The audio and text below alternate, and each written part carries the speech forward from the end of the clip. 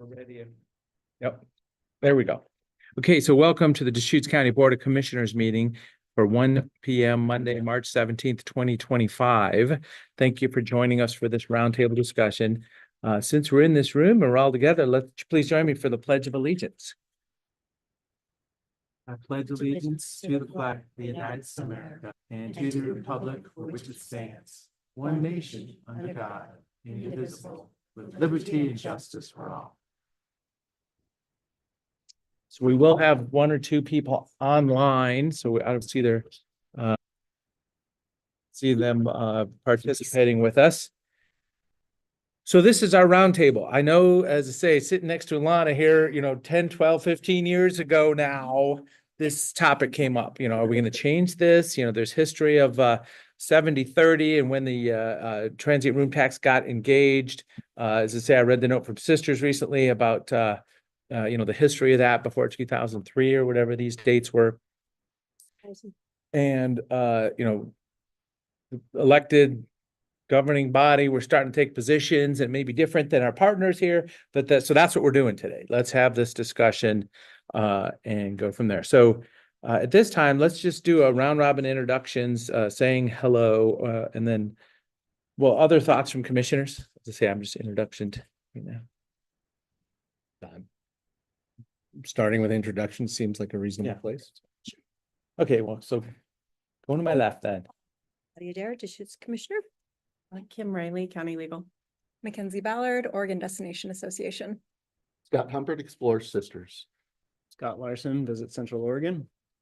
Jeff Knapp, Visit Bend. Eric King, City of Bend. Melanie Keebler, Mayor of Bend, and I also sit on the Board of Directors for the League of Cities. Steve Gunnels, District Attorney.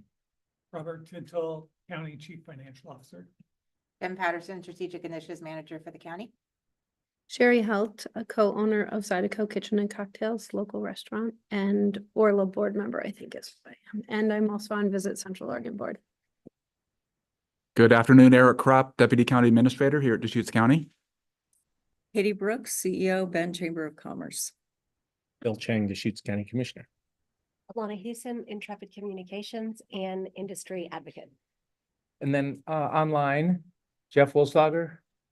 Jeff Wolfslager, City Manager, City of LaPine. And I see Doug Riggs. Is there anybody else online without video possibly? So is there?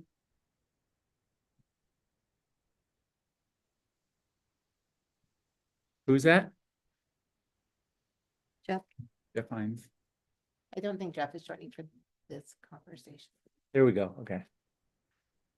Hey, good afternoon. Jeff Hines, Director of Fairnex. Heather Casaro, City of. There we go. I'm glad we're waiting to step in. Thank you so much. So at this time, Doug Riggs kind of set the table for us. This is a bill that's in the legislative session right now. So go ahead and take it away, Doug. Thanks for joining us. Yeah, thanks everyone. Doug Riggs here today on behalf of the county, but I also work with the Central Oregon Cities Organization. So I've been working on this issue for an awful long time and have seen various iterations kind of come and go. I think this discussion kind of came up as an idea a few weeks ago when both the chamber folks and the county folks and some of the city folks were in the building at the same time.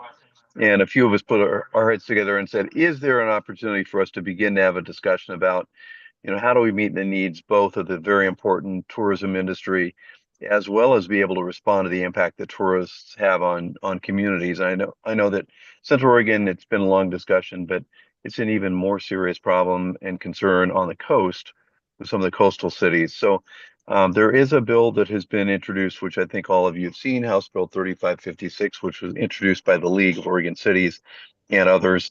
It's meant to be a starting point to the discussion. There's a hearing on the bill on Thursday. Obviously, that's just the first step. And we all know that lots of discussion has to occur. So I'll just stop there. Very excited about looking forward to seeing where this discussion goes, and I'm happy to answer any questions that you might have. Great. Thank you so much for that introduction. Yeah, please. Yeah, thank you. Just because I was involved with the League of Cities revenue reform project and the Board of Directors decisions that kind of resulted in this bill. So just wanted to give some history. League of Cities has been working on revenue reform overall as a topic recognizing that local governments, counties and cities are seeing the impacts of measures 5 and 50 and are seeing revenue not keeping up with costs and expenses of services we provide for our citizens and infrastructure too, especially. And looking at what are the ways that there might be some conversations around reform generally. One of those topics was around tourism revenue taxes and how those could be reformed and what kind of support was out there. The league actually ran focus groups on how people understand property taxes in our taxing system in Oregon and a lot of other interesting things. But what came out of that and resulted in this bill was a polling and a recognition that there was some pretty strong support for people to understanding more flexibility for tourism revenue. And I will say we saw that in a recent discussion where we were talking about a transportation fee on our utility bill for the people in Bend. And a lot of the feedback we got was people understood why we needed more revenue for our transportation department and to take care of our roads, but had a lot of questions around how to capture tourist impacts on our infrastructure and those ongoing maintenance and costs. And a lot of talks about tourism revenue. And I would have to tell folks, well, if we were to raise that to try to raise more revenue, we would be pretty restricted on how we spend that. And so those kind of things are what cities have been talking about and what resulted in this bill. As Doug said, it's a starting place. City of Bend didn't write the bill. We probably would have wrote it a little differently, but it's a good starting place to talk about how do we use some of that revenue maybe to mitigate the impacts or to address the impacts, especially on our infrastructure and our public safety systems. So I think that's where the conversation can start, and that's sort of the league's perspective. Great, thank you very much. So Deschutes County is having a Friday morning legislative discussion, setting priorities, a bill list. And I think the words public safety services were in there. So our district attorney said, hey, let's pick up this one. And we supported this. So we have officially taken a position of support. Do you want to say anything other? Fill that in. Well, I mean, there are a couple of things. One is that we're in the DA's office, we're struggling, I would say, with budget keeping up with the needs of the office, with the number of violent crimes we're prosecuting right now. And so just kind of looking for options, how to increase revenue potentially. But in addition to that, just in terms of tourism specifically, our estimate is that about 10% of the referrals to our office are related to visitors to Central Oregon, either as victims of crime or suspects in crime.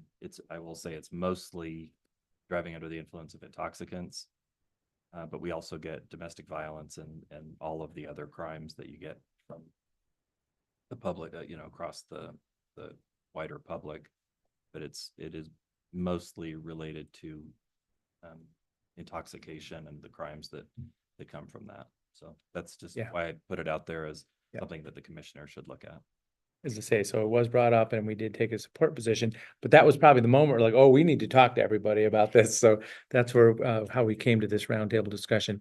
And then Robert, you do our finances. And really, I think one of the conclusion was flexibility locally. I don't know if any other thoughts.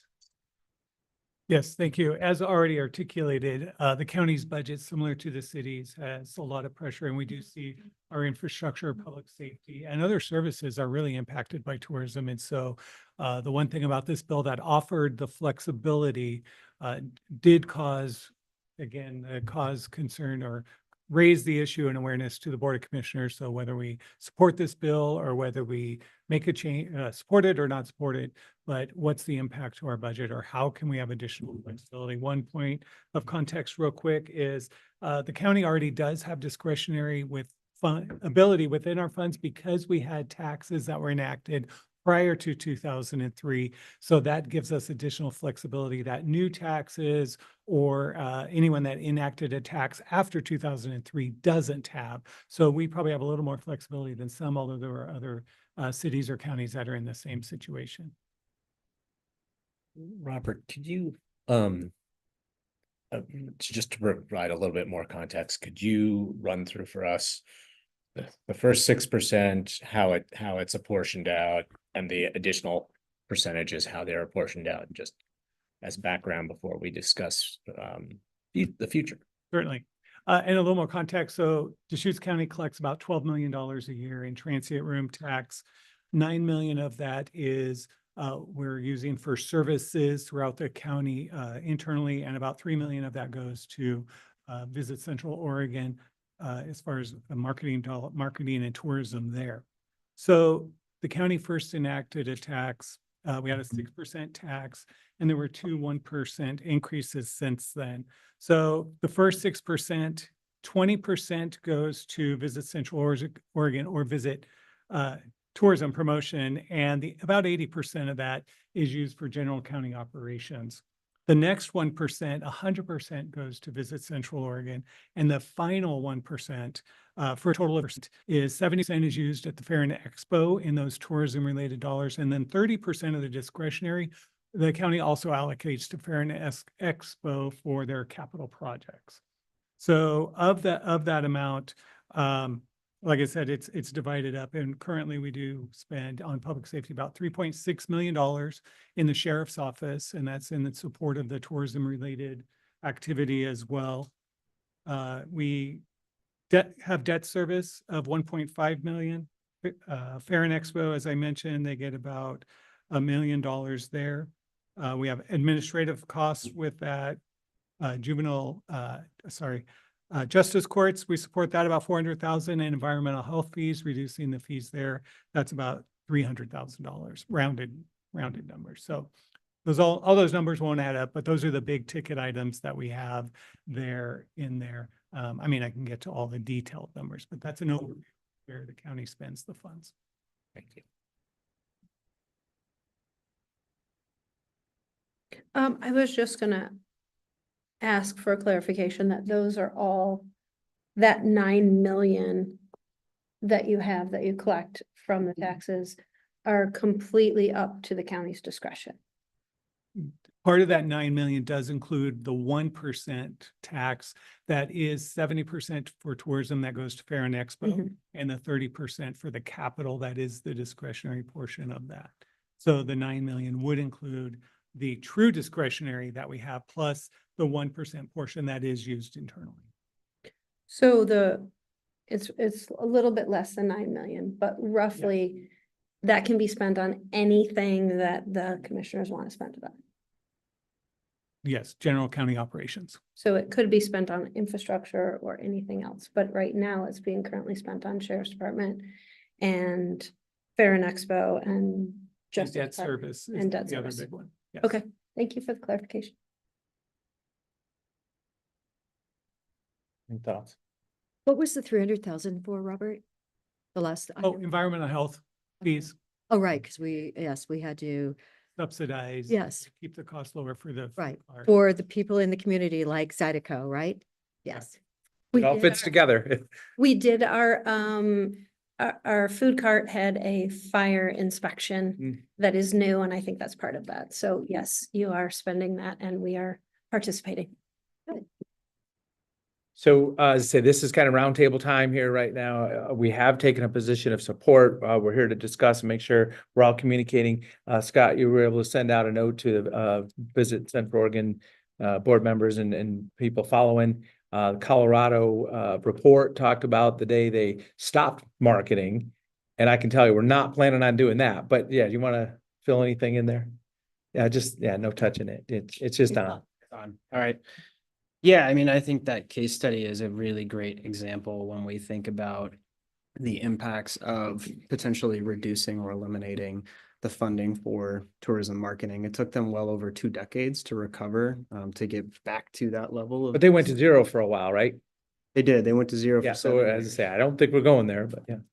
I just think it's a great example of what that looks like. And when we think about, to the points that have been made, when we look at the lodging tax, the $12-ish million it's generated at the county level, VCO takes approximately a quarter, a little over a quarter, generating the other 70+%. We much prefer the stance of trying to use those dollars to grow that overall pie that the county then has discretion on for using for whatever they feel is needed. And we also acknowledge that a healthy portion of that is already being used for public safety. So we certainly understand the need and the pressures and the growing pains that come with a growing economy. But we believe, and I know my board does as well, that those funds should be, we believe we're the best stewards of that 25% to continue to support the other 75% for the county. Thank you. So at this time, as I say, anybody else ready to dive into something specifically? I just want to Please, yeah. clarify, maybe building off of what the mayor's saying, I think our intent, which might be a little different than the league's bill, is to make sure that we protect, kind of to that note, protect our tourism and marketing dollars, not necessarily like look at them as a way to extract both. They do a successful, Visit Bend does a successful job of not only promotion, but also getting dollars out for our sustainability fund and arts and culture fund. So it's more about future opportunities and looking to see what is that right balance and having a little more local discretion there than we currently have. So just to be really clear, it's not necessarily a take. It's more of like, how do we look towards the future and see if we can achieve that balance prospectively. Well, and as I say, my conclusion is in support of this is the fact that marketing is important. I mean, there is no doubt there.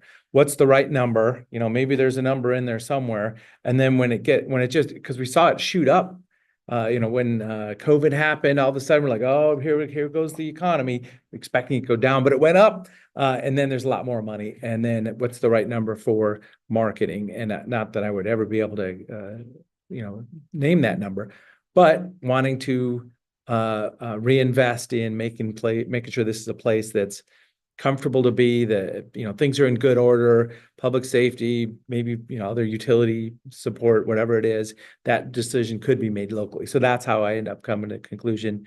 And this is a statewide discussion too. So it wasn't specifically started here, but as I say, we acknowledge that we were like, oh yeah, well, this could be good for having local discretion on how some of these, and because some of them are one-time investments, once you get something built or fixed, it's going to be good for 10 years. So that's the trick, coming up with these dollars. So.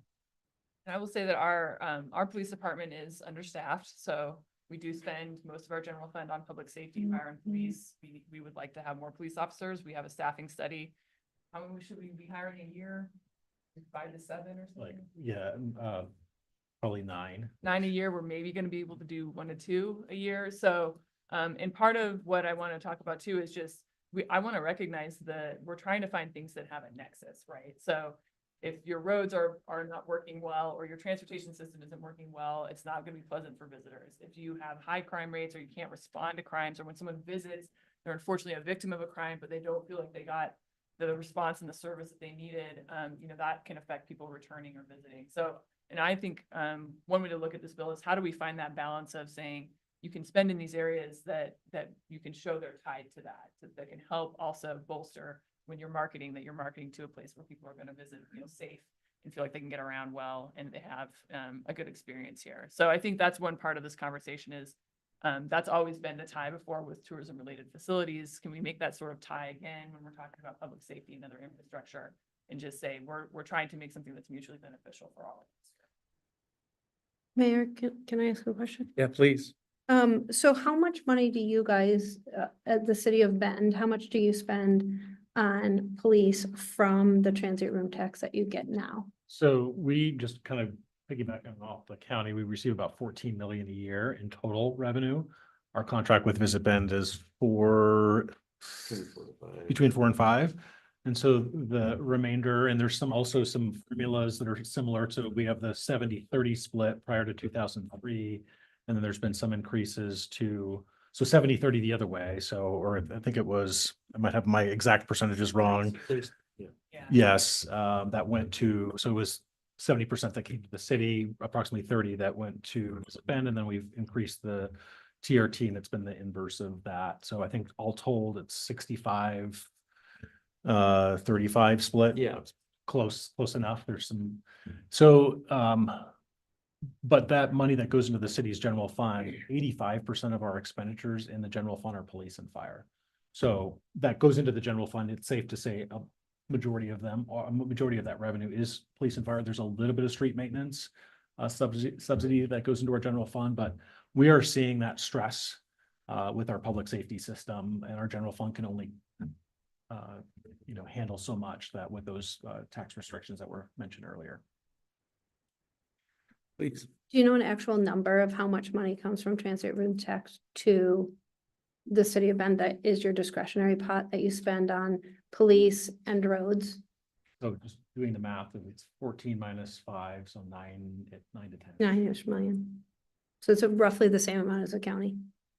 A little bit more, but And most of it goes for the county and for the city to public safety.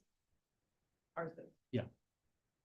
Okay, I just want to clarify that. Thank you. We've got a number for, that goes to the sheriff's office, and it was probably about 2004, 5, or 6, and it was just the cost of operating the jail for a year, is my understanding, and that number didn't escalate. I think we've brought it up a little bit through budget process, but it doesn't have an escalator in it. So that was how we came up with the number for the sheriff's office operations. Has the Oregon Restaurant and Lodging Association taken a position on this? Is it pretty black and white? Yeah, I mean, that's why we're here, because we could see that we just went two different directions. I think the Oregon Restaurant Lodging Association is opposed. And I can explain why if you would like. Before I explain why though, I would like to say that you all have identified needs that are very important. Everybody wants to invest in our police and our sheriff's department and our roads and make sure our communities are safe and travel is easy and accessible for our tourists. We are all 100% in agreement of that. I think where we don't agree is we think that it should be a state priority. And the state collects a lot of taxes and they should allocate more taxes for you all to be able to do those things where our communities are able to utilize infrastructure and all of those things to the way that we need them. But for us, I don't know anybody's disposable dollars have went up in their households, but across the nation right now, we're experiencing still inflation and a lot of economic instability, and dollars are down in people's disposable households. And so what that translates to for restaurateurs and hotels and resorts is that the room rates are down a little bit. And what is happening is people are not coming as long or as often because they don't have disposable dollars. And so from a restaurant perspective, I understand this tax is not collected on restaurants, but I will give you our example because I think I'm the only private sector business owner in the room from this area, is that our guest counts are down. So our sales are roughly the same.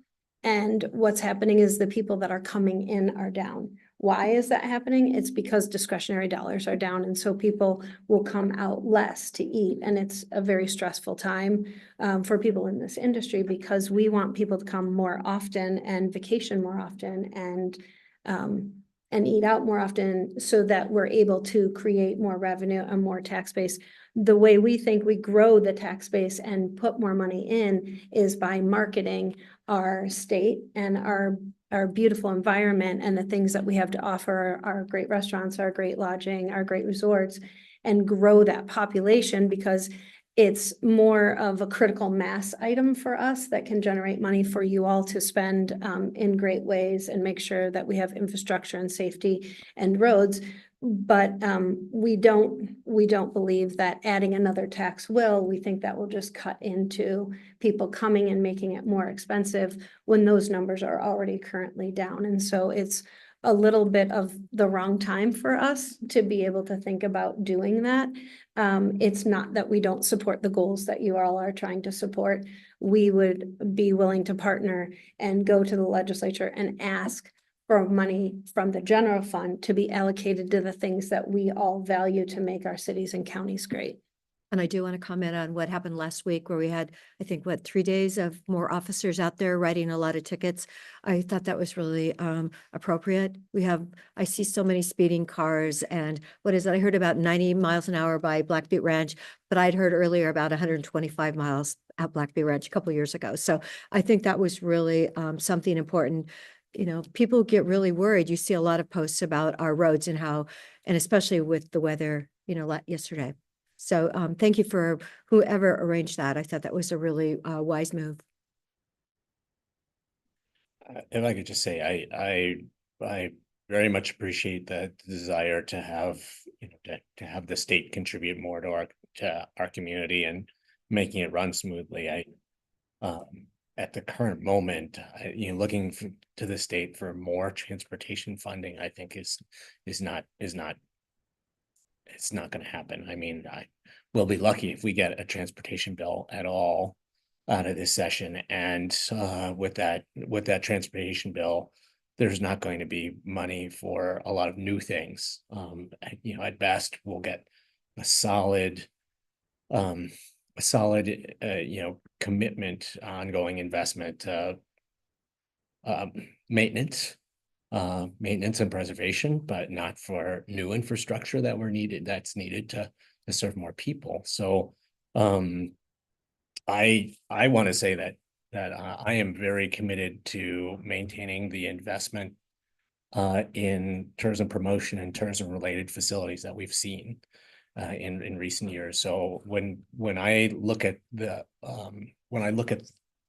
this bill, my biggest question, and I believe it's actually not clear in the bill, my biggest question is, are we talking about reapportioning increments of transient lodging tax that are already in place, or are we talking about what the allocation of additional increments are going to be?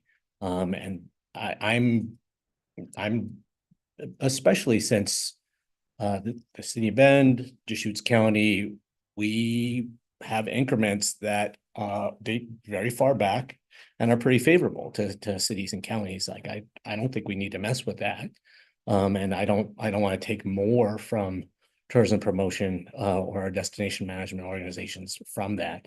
But I think if we think about additional increments and how those are distributed out, I think that's where the real opportunity is for both additional tourism promotion and tourism related facilities and for some of the needs of our local government. So you know, my support for this bill is contingent on that. I mean, I want to see clarifications that we're talking about how additional increments are going to be distributed out. And I'm in favor of that. We have you know, the Deschutes County has lower transient lodging tax rates than many other counties, many other, you know, kind of tourism counties in the state of Oregon. And I believe that's true for the city of Bend as well. So, you know, there's room for a little bit of growth there. And I know that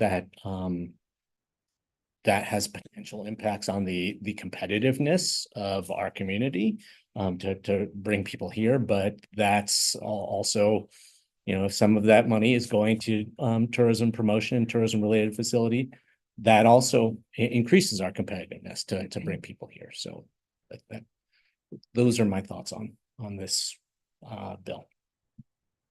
Alana, you look like you're ready to jump in a few times. I'm always ready to jump in. You ever known me to be quiet? No, I just appreciate the clarification, and I think that it is important whether you talk about new resources or existing revenues, because if you're looking at changing the dynamic of what is currently in place, when roughly, and I know that we're talking different percentages, city and the county, but if roughly 30% is being invested in the destination management work and roughly 70% is going toward general fund, even if you diverted what is existing, it's not a significant amount of money to move the needle. But if you're looking at new or additional revenue or taxes that would be levied in the future, if you increased your tax rate, that's a different conversation. And I think what is concerning about this particular bill being the vehicle is that it is written with some lack of clarity about what is the expectation of this bill. And that is a concern, because as we all sit here and talk about, this is the relationship for the county, these are the splits, this is what has happened over the years. And I think I'm the only dinosaur in this room that's been there since the original lodging tax. So we've lived through this. It's a lot to get our heads around. So overcomplicating that with legislative language that isn't extremely clear is concerning, and would be something that we would like to see clarified and corrected. I think City of Bend is in the same position of being open to that discussion, and it should be clarified what we're talking about here. And it may make more sense to start by talking about those new revenue opportunities. And just so anyone watching understands, you know, that's the local community is gonna have the discretion to do that. Right, so that's gonna take a vote for our charter, but it's not something the council can just impose. The folks in town will have to support that. And I can just emphasize again, the constituent feedback that we get constantly is making sure tourists are paying their fair share for these services and the infrastructure that make the town great so that they can come here. And so we want to be responsive to that. And we also want to be responsive to our partners, we know do the great work to make sure that folks are here. So I think City of Bend is totally open to that. And I agree. I think that clarity needs to come. I think the bill still needs work in that area for sure. And so, yeah, as I said, we didn't get to write the bill. It's an LOC bill, but we're definitely in the conversation. And also just want to make sure that I'm really glad that you're here today, Sherry. I'm really glad that our TMOs are here. Like, we want to have the conversation together. And something you run into in Salem sometimes is you just get shut out and there isn't everyone at the table. And if Orla can come to the table, even from a place of starting of opposition, to talk about something that could work, that's step one. So I'm really glad everyone's here today just to be willing to even talk about this. That's a good, important step. And I think there are some places that we can find some compromise and some common ground if we keep talking about it. So couple thoughts. I've been, Get Jeff real quick. sure, yeah. No, please. No, we're here to hear. Well, thank you. I'm new faces to a lot of you. Yeah. Nice to meet you all. I'm newish, just under a year here in this role here, but not new to working in this type of role with communities that are struggling with measures 5 and 50 and all the things that we're up against as Oregonians. I've, for the last 10 years, sat around tables like these, trying to figure out how to fund things and where they should come from. I want to, with that perspective, say that we are in a really good place. I took this as far as revenue and how we're approaching it, especially the City of Bend is very progressive in that. And I wanted to clarify that the work we do is more than marketing, that there is a whole management component where we're putting millions of dollars and all sorts of things, data. I think to Mayor Keebler's point, you know, having a seat at the table is the first step in any of these things. I think our industry for a long time has come from a very defensive place and understanding why. And I think that why historically is because the tourism hospitality story is not as easy to tell as other economic development stories. It's predominantly made of over 60% of women and people of color.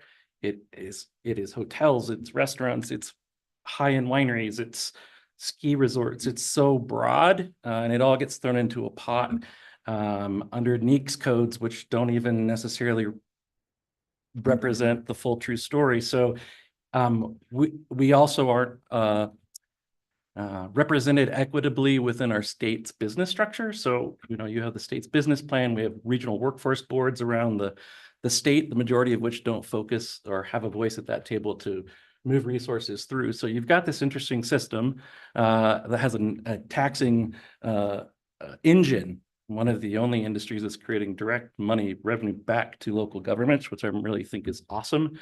And I feel very protective of it, not to the extent that we shouldn't have these conversations, but that we really, it's questions to me of coulds versus shoulds. And I think a lot of time we get around the tables and say, could we do this? Could we do that? And I think that there's a lot of data that we would and value to bring to share to drive these conversations. And we'd just like to be at the table to help deliver those things. I think that I echo both the sentiments on this bill being very vague. It would be two very different things. If this is for additional revenue, that's a whole different story than if it's retroactive. That would be a potential disastrous situation, at least definitely fraught with legalities and legal opportunities to fight over. So I just want to say that from my perspective. And also, I do think it's important to talk about tourism's perception of impact versus reality. And I think we've invested in that data and would love to have that conversation at the table. So we know what we're talking about. You know, 26% of Bend's household residents have moved here in the last 3 years. So that 27,000 households, that's not people. was what the latest BDEB Economic Development Report shows. So there's a massive amount of humans coming here. How many of those are actually us now? Or were just visitors yesterday? So I'm not bringing any answers. I'm just saying this is if we pull one lever, what does that mean? They're not all universal. The coast faces significant challenges that we don't face. And a bill like this needs to be as tight as possible so that we can continue to generate the revenue and the resources that we can for our community. So thank you. So talk about raising transient room tax numbers. It was Fairgrounds pointing out that they're end of a 20-year, built the fairgrounds, paid off the bonds. There's just not enough revenue to reinvest in the property. Sun River, it was a kind of a community discussion like, well, what if we added 1%? So it didn't even start at the Board of Commissioners, kind of started at Visit Central Oregon. So there you go. And now we're investing in the fairgrounds, and there's so much economic value there, especially when there's big events there. I'm sure all the rooms in Central Oregon during some of those big festivals are sold out. So very exciting when we do work together and we can amplify each other's message too. So as I say, that's the message. I mean, I'm not here to take anything away, but we are talking about a big statewide legislative bill that's out there. And yeah, it's a discussion right now. And I mean, we can anticipate that we're going to be here every year talking about this, I think. I mean, at least that's what I've seen in the last decade. And so I'd like to, if this moves forward and we don't, I'd love to see this collaboration keep moving forward and having conversations around, okay, we passed this bill. Is it housing? What are the nexuses? Is it really going to help business and cities find balance? And so that's what I would hope we see. So one other note for Deschutes County, remember, not all counties even would be having this discussion. Coastal counties, but Deschutes County, because of the destination resorts, there's just out of 36 counties, only about 3 or 4 that would even get engaged at this level.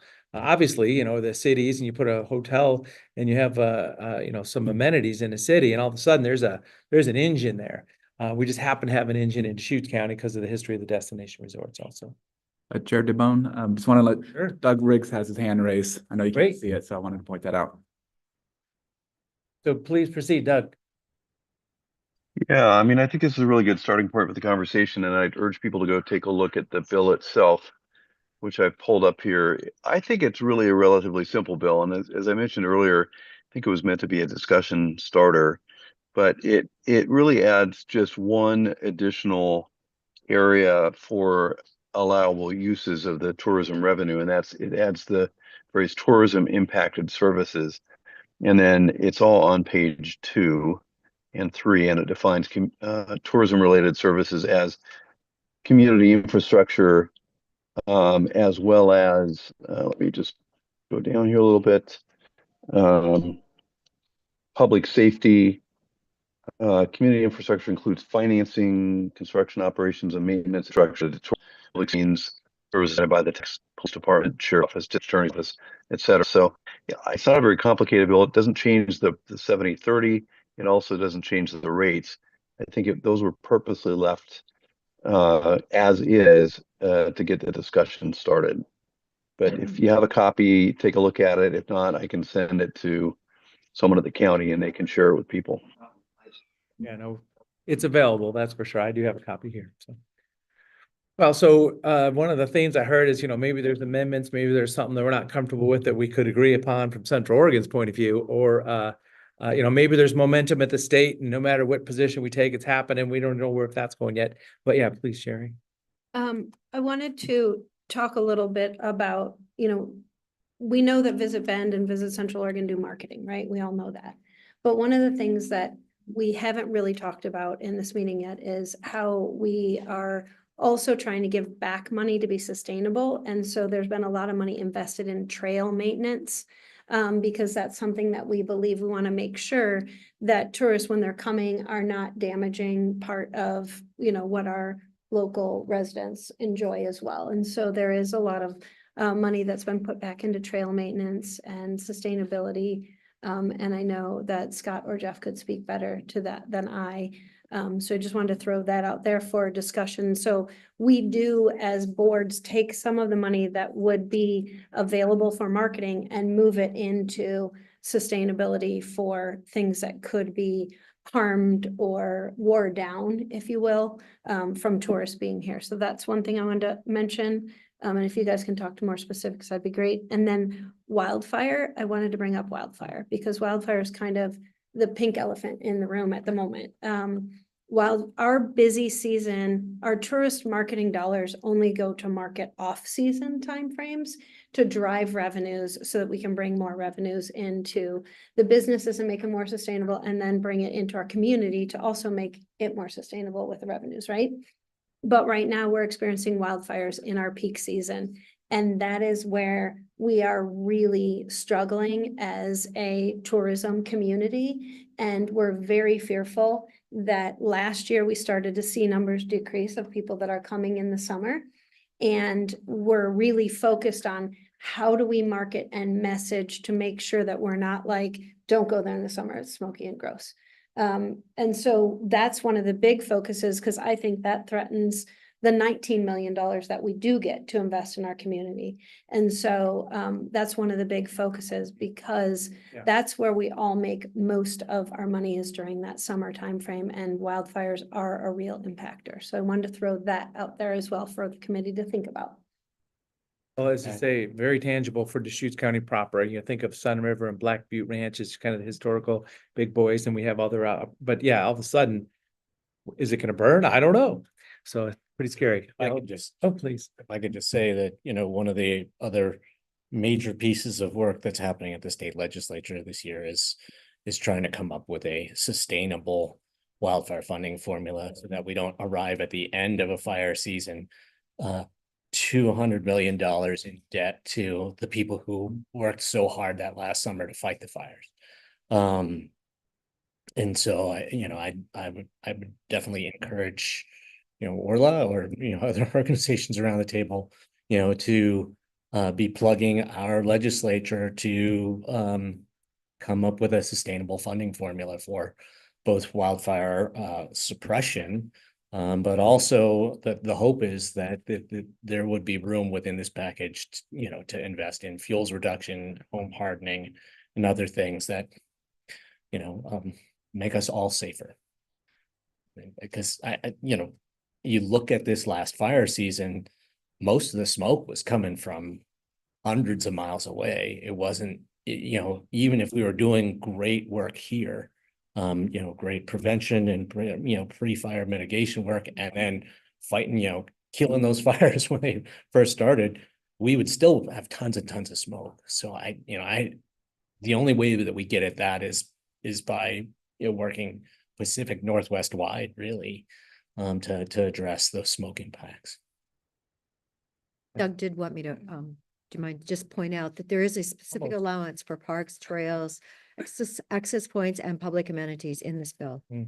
So I wish that more than I wish other people in private industry would have been here today, because I think it's always important that we all work together.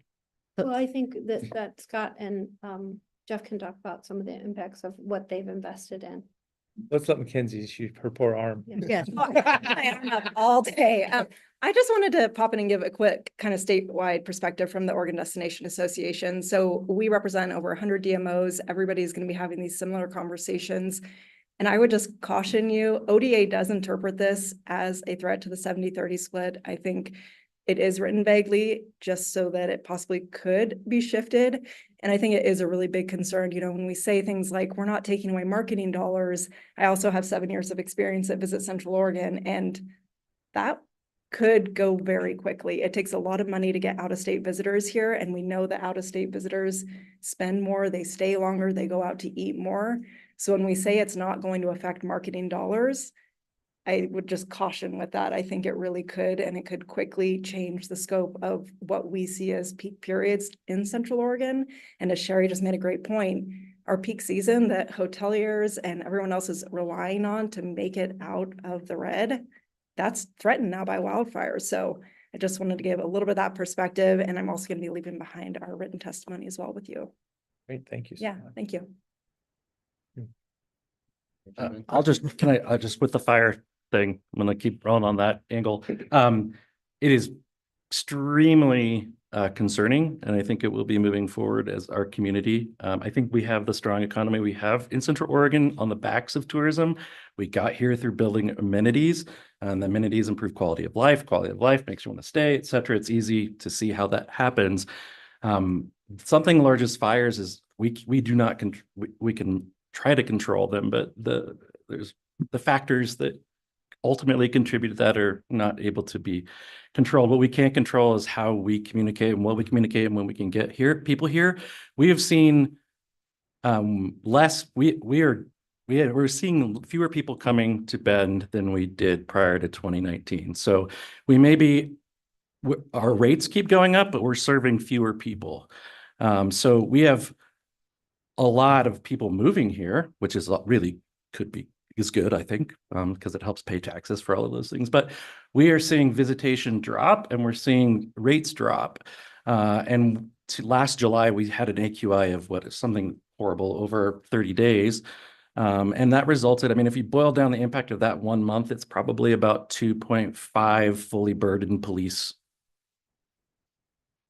officers in Bend. If we've done, the math on what that impact is on the ground. So we have not marketed summer in the last 5 years. We are going to dip our toes back in strategically to start working on group business because we know that our community needs it. If we don't see the visitation that we are used to in July, August, September, we know that those are small businesses that are likely not able to we don't have the full year visitation. Yes, we focus on winter and we're moving that needle, but there's only so much we can do. As fire gets branded in people's brains as a negative thing, and people are going to be coming here less and less, and that's on a local level. And we see it predominantly, we're a drive market from Portland, Seattle. We're excited about the expansion of the airport, and all of that, bringing folks in. But again, when you've got places to visit or work or start your business, fire is huge. So marketing dollars can not only get folks here, but we can also we have historically turned our communications on to partner with the city and the county and all of the fire awareness while people are out here. So I think you can look to us as a critical partner in that communication portion, which requires marketing dollars. Please, Katie. So the Bend Chamber of Commerce is the only chamber in Deschutes County that is not a visitors bureau. We're a business association. We do economic development. We do business support. So I just want to lay that out first of all. I think that, and we are watching this. I cannot tell you that we have an official position on this. We have not taken a vote because we represent the recreation and tourism industry because they are businesses who need to thrive and survive. We really get the infrastructure needs of this region.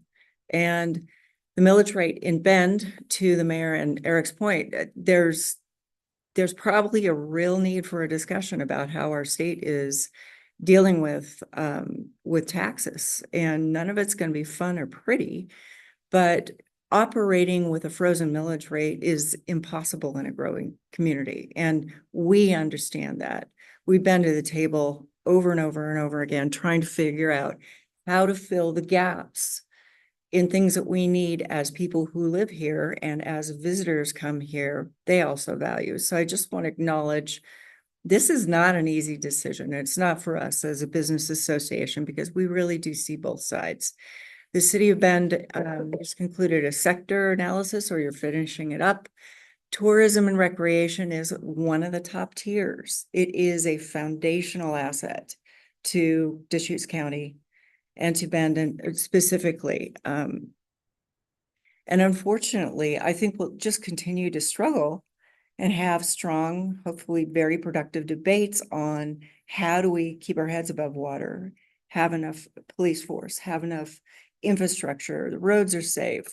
It's just, this is not an answer you're probably looking for, commissioners, but it is a tough decision to make because we don't have enough money to do the things that make our communities safe and up and running smoothly as we would want them to be. And so we're going to be looking to things like a TRT or accessing tourism funds in other ways in the future, potentially. of helping us pay for it because of the added use of our system. So I just wanted to say that out loud, that because we're a business association and in the position that we're in, we can't tell you yes or no. But we do see the need for additional money, and we do see the need to ensure that our tourism and recreational industry and restaurants, hospitality are thriving here. It's a tough decision. Are you going to take a vote with your group? We may. We'll see how this goes. We share the concern about the non-clarity piece of whether we're talking about now or potential increases in the future. I'm not sure we will. We'll see whether it survives this week and moves on. I'm assuming Yeah. it will. Well, that's a good point. So there's a hearing on this next Monday. Is that what it is? Thursday. This week. Okay, this Thursday. Yeah. And then if it's scheduled for a work session or not after that. So I mean, this could go away in a few weeks, or it could get live. So one of my thoughts is that this is the League of Oregon Cities bill. And you know, as I say, it wasn't driven by AOC per se, but is it really strongly supported by League of Oregon Cities? I guess. Yeah, I question. think this is important part of the revenue reform conversation that the league has been having and that cities across the state are feeling. So I think, you know, Ben can also kind of do our own position, and our lobbyist has been deeply involved in conversations that are exactly what we're talking about right here, talking about applying to future, talking about clarifying the previous split, talking about clarifying the nexus to tourism. I think we're open to all those discussions. So what I would ask from the room is just a good faith effort to just keep having the conversation and not shutting it down. Because as Katie said, there's a real need here. We got our budget outlook at City Council the other week, and very interesting number that was presented was, I think it was 2013, 2017, I can't remember. We were collecting around 80% of the actual real market value when we were collecting on our property taxes, which is our biggest general fund source. Now we're at 40% of that gap between what a real market value is and the tax assessed value. We are not able to keep up with growth at that rate, as Katie pointed out. And so that is something that our residents feel too, with what we have asked them to contribute to. They passed a 190 million transportation bond to tax themselves to build projects. We've implemented a transportation fee that we're going to be on our second escalator, maybe a third escalator to bring that up to what it needs to be. That's what residents pay. Tourists pay that through what a hotel will pay, but not directly. And folks in Bend are just really feeling that cost of living and asking that question. That's where that question comes from. We're trying to do our part, and how do we feel like tourism is also contributing? So I think there's a lot of conversations to have about all the ways that the DMOs are contributing back in the community, and we've increased that in recent years. Really grateful for that. We need to continue to tell that story, but that's where that sentiment comes from. We're putting in the work. We're in a bad position. How do we find these other ways to invest in the community that can benefit all of us? So I really appreciate that comment, Katie. And I think I can't speak for LOC, I'm just one board member, but I think there's a desire to continue moving this forward. And I don't think it's close to amendments or new ideas or some of the things we've talked about today. I think they're valid concerns. So yeah. So just a reminder, I mean, this is Central Oregon, you know, golf used to be the big thing, and then we could just advertise golfs around the country and people would fly in from everywhere, and, you know, a little bit different days right now, but it's really, I mean, this is the foundation of who we are, why we're here, you know, the tourist opportunity, bringing in families, multiple generations, Sun River, I just think of that's what it is. You know, when grandma and grandpa say, bring the kids, let's all go, 3 generations show up, there is very special what we have here. So that's a partnership. It's something we want to hold on to. You know, let's look for a bright future here. You know, I think of it used to be the color glossy ads in the airport, in the airline magazine. We don't even have airline magazines anymore, but we're still able to do this marketing and keep the positive spin on who we are, what we're doing, and why we're doing it. So as I say, I'm thinking we might be winding down unless anybody wants to say anything else. We did schedule an hour. Looks like. I'd like to say that I'm interested, you know, either individually or as part of a Board of Commissioners in weighing in at this hearing on Thursday, expressing support for continued, continued just, expressing support for there's something here. And specifically asking for that clarification to be made in this legislation that we are talking about future increments of transient lodging tax, not going back and messing with the existing apportionment of the existing increments. If Well, so, yeah, we if other determined. commissioners are interested in that, that would be great, and if not, I can just write my own letter. Mhm. Yeah, so as I say, I see Doug Riggs is gone here. He is the county lobbyist, but he's also Central Oregon City's organization. He touches a few things. So, yeah, we can have that discussion. I mean, I don't know if we're ready right now, but Robert, you were going to say something. I was just gonna expand on the comment a minute about, in Central Oregon, we do have flexibility between Bend and Deschutes County with our tax rates that were implemented in 2003, as we already discussed. The challenge that we face, as Mayor also presented, is if we want to implement a new, say, a 1% tax, if the voters approve that. In context, that would raise for the county about $1.5 million. Under the current rate distribution, the DMO would receive, or VCO would receive about 1 million of that, and the county would only receive about 500,000 of that. So it just doesn't make sense to raise a tax, a 1% tax, to solve a funding issue when the majority would just go to, I don't mean to make it's very valuable, but it would go to the VCO, and it wouldn't solve the funding issue that the city or the county is actually trying to address. So that's where we're hoping that if it is on new taxes, that would be the benefit for future revenue where it would actually make sense. And just in context, again, in 2010, we collected $3 million, and now we're up to 12 million. We flattened out. We know the bump was during COVID. During that time, also the DMO contribution increased from, million, 2 million, it's up to 3 million. So all numbers have increased during that time. So, but it's just trying to get to that new and making a difference where it's worth, if there is a new tax for all involved. Are numbers declining a little bit now? They have. We did see recent months, it has perked up just recently, but it has flattened out these last few years. We were up That to we've- 13 million, and it's gone down a bit, but having the snow has really helped because the numbers have gone up. It's definitely been a sunny winter. Yeah, we have a city council meeting on Wednesday, and so if the commission could discuss now or very soon where you all are at on this, I'm happy to bring that back also to the city council and also the input from here at the table to see if we'd like to do a similar letter, join with a letter, or just to be present in that. Is the city planning on participating in the hearing on?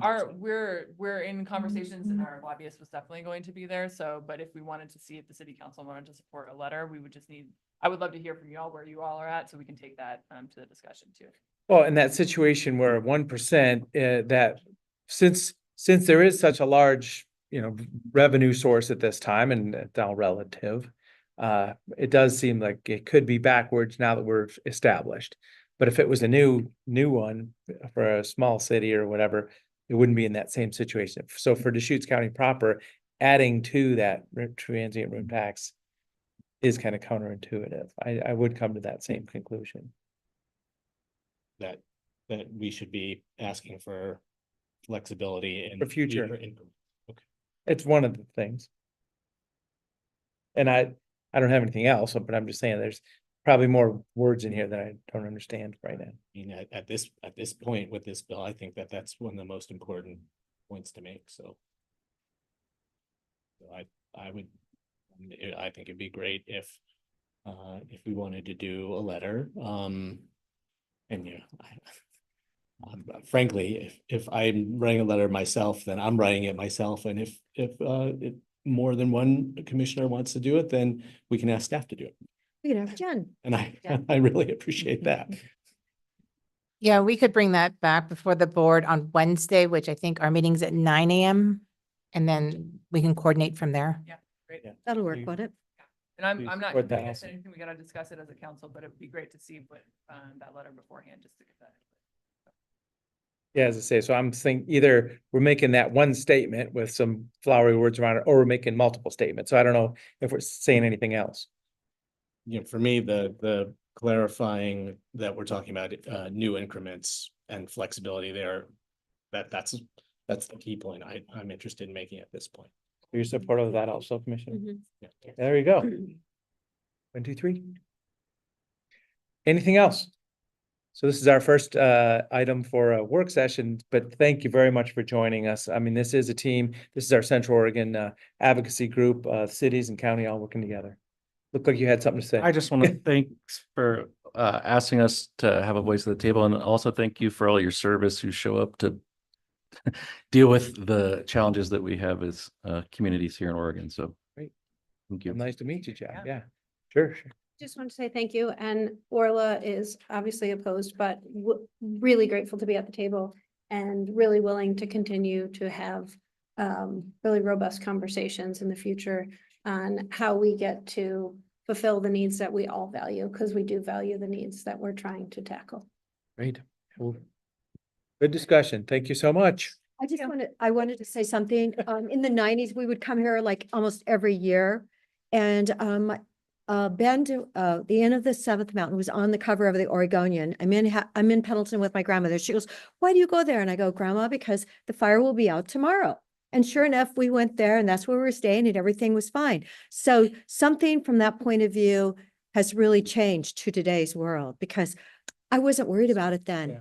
And today, it's like we really worry about smoke. You saw where we received the rating, third most smoke-filled days in the country, number 3. And I'd like to be like number 103. So it's definitely changed.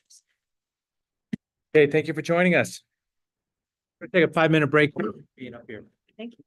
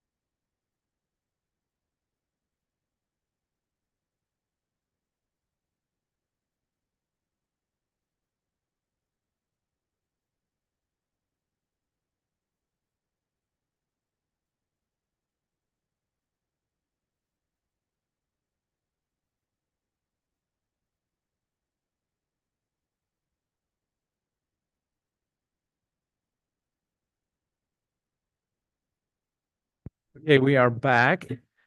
And so citizen input is on our agenda before our first item, which we just did. Is there anybody for citizen input on any topic that's not on the agenda?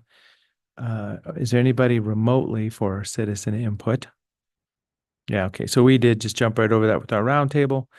So at this time, item number 2, consideration of extending Deschutes County Rural Energy Development Zone. We have our economic development professionals joining us. As our staff from Medco get settled, I'll just quickly introduce this item. For the record, I'm Eric Kropp, Deputy County Administrator. This item came before the board about 4, 5, 6 weeks ago.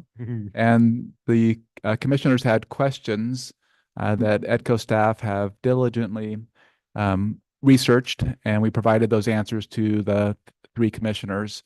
The purpose of today's meeting is to discuss those responses. And then at the end of the item, if the board has additional questions, we can work to answer those, or the next step to move forward would be for the board to direct staff, county staff, to work with EDCO staff to schedule the public hearing on the enterprise zone and do the required notification to the taxing districts. With that, I'll turn it over to EDCO staff. Thank you. Thank you, commissioners, for allowing us to be here today to present this again. I'd like to introduce Steve Curley from Ready, Eric Strobel, Eric something. Not a problem. It happens to me all the time. County Economic Development Director for EDCO and the expert in this subject. Oh, there we go. See, Eric, I just know you want to first debate. Yep, it's just Eric. It's just Eric. So we were here January 22nd, asking commission to consider extending this incentive that is already in place. It was approved by the county commission in December of 2014.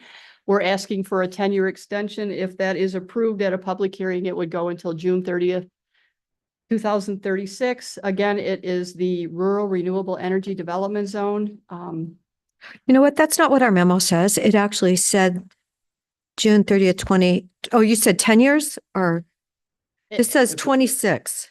It would end up being 36 if it's approved. Yeah. The state told us we're not really sure why it's 11 years instead of 10 years if it's extended, but that's what Art Fish, the state expert, informed us. Commissioner, that was my mistake on the staff memo. Yep. Technically, the zone itself is available through 2032. So we don't really know beyond that what will happen with the program in general. So we would do, if we did it, it would be a 10-year extension, but legislatively, it doesn't even go that far.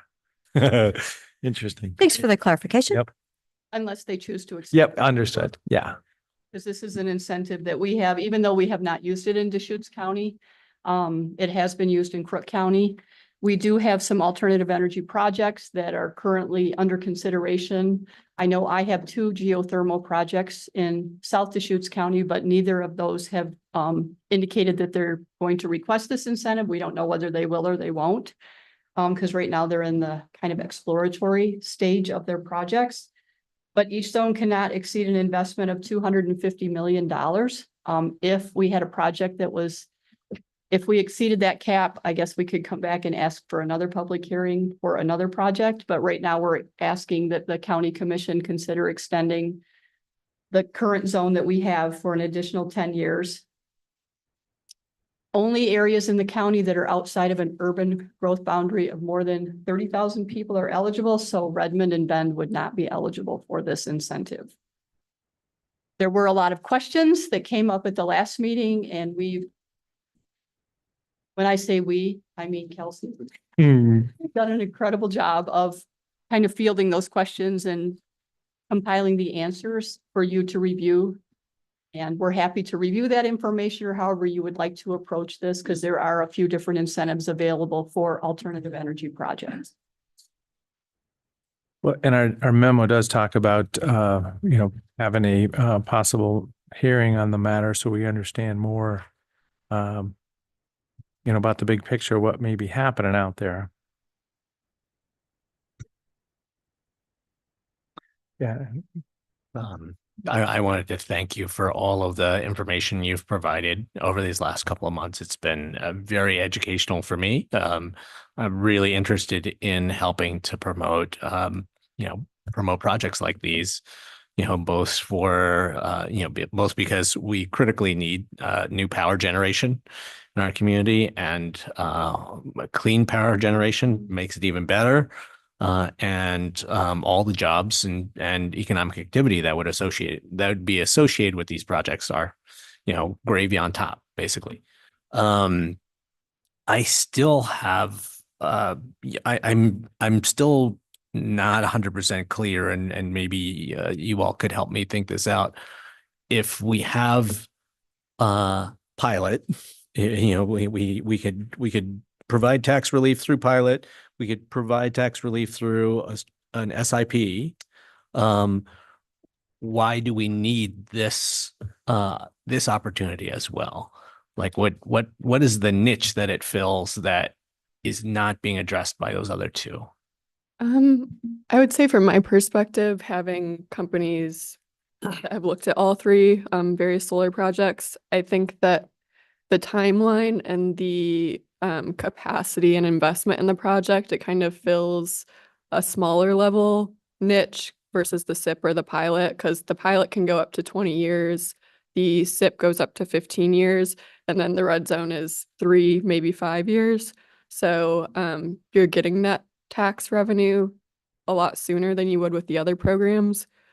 So, and there's still that $250 million cap. So say if one of these large projects use that, they could only use it for the first $250 million of their investment versus the whole capital expenditure that they're putting into it. So definitely a different threshold, I would say, than the SIP. And then the pilot's pretty straightforward because it's by megawatt. So, but there is a limit on the gain share for the SIP as well. You had brought that up in the past. We haven't had any experience with that since we didn't have our SIP go to completion, but that is capped as well. So it's kind of just another tool to have in the toolbox. Like we talked about before, there hasn't been a project that's used it, but to have it available and easily accessible, and then have them be able to go through the process on a case-by-case basis as a company, because a lot of those projects will go through the county process as well, especially for extended abatements. They have to come before you guys and kind of agree on those terms and any other fees that may come through. Like for Crook County, we have the red zone they pay in the 4th and 5th year, basically a county designated pilot. So there's an option for that too. I don't know if that answered your question, but that helps. I mean, understanding that, if you're most interested in significant tax relief kind of on the front end, front loaded, that this is an important kind of different opportunity in that respect. That's helpful to understand. But I think it would be smaller projects, and it's a little easier, I would say. I know, Kelsey, on the red zone, to get them approved, you don't have to negotiate the fees back and such. So a smaller project, a little easier to get approved and shorter term. yeah, the red zone, you could probably get approved between the zone sponsors basically just have to have a meeting if it's an extended abatement, whereas a SIP has to go through those local processes multiple times because there's a public hearing for that, and then also has to go to state approval at their quarterly meeting. So it's a little bit more discretionary, I guess. Does it also involve the taxing districts too, for the money coming back For the, for the SIP and the pilot, potentially? what do you mean by that? Do the taxing districts get to weigh in on the money that's coming back to the county? With Or this, to the SIP, it's only the impacted districts that get that community service fee. So 75% of total districts impacted. So like in our case, it would have been city, county, fire department.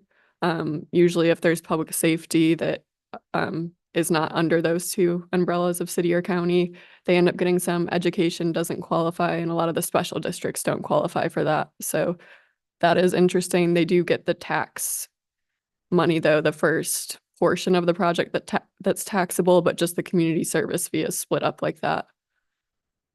Interesting. So I have a question, not in Deschutes or Crook, but in Grant County. The other day on a call, I actually heard from the commissioner in Grant County that there was a biochar plant that had been built by Malheur Lumber, but it wasn't put into operation.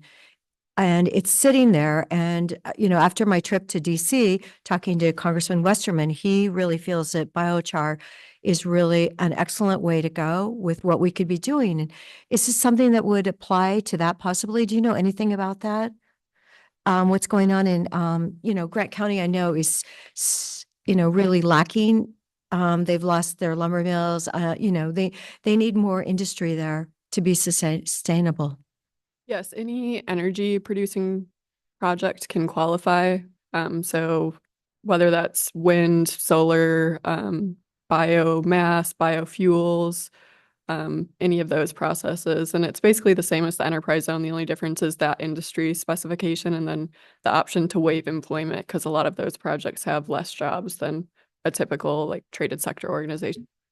So if maybe Patricia can share your contact, and then I can share the commissioner in Grant County that you could, talk to and communicate about this so that he could possibly do something. If I they think- don't, if they didn't have a red zone in place before it was built, then They couldn't do it? you can go back and Right, do it. yeah, they wouldn't be eligible, but they can still do the biochar. I think Ochoco Lumber was doing that, were they not? Well, it's a partnership project located at Malheur Lumber, and Malheur Lumber is a subsidiary of Ochoco Lumber. So, Oh, okay. yeah, So that in is- John Day. We're In talking, John Day, but I was told it was never utilized. They leased it to a separate business potentially could qualify, but not as it stands now since it's already constructed. Okay. So it would have to be a new project. Yeah. New investment. Some other party would have to lease the current project and any upgrades made to it would qualify. And they'd have to put a zone in place. If they don't have one, yes.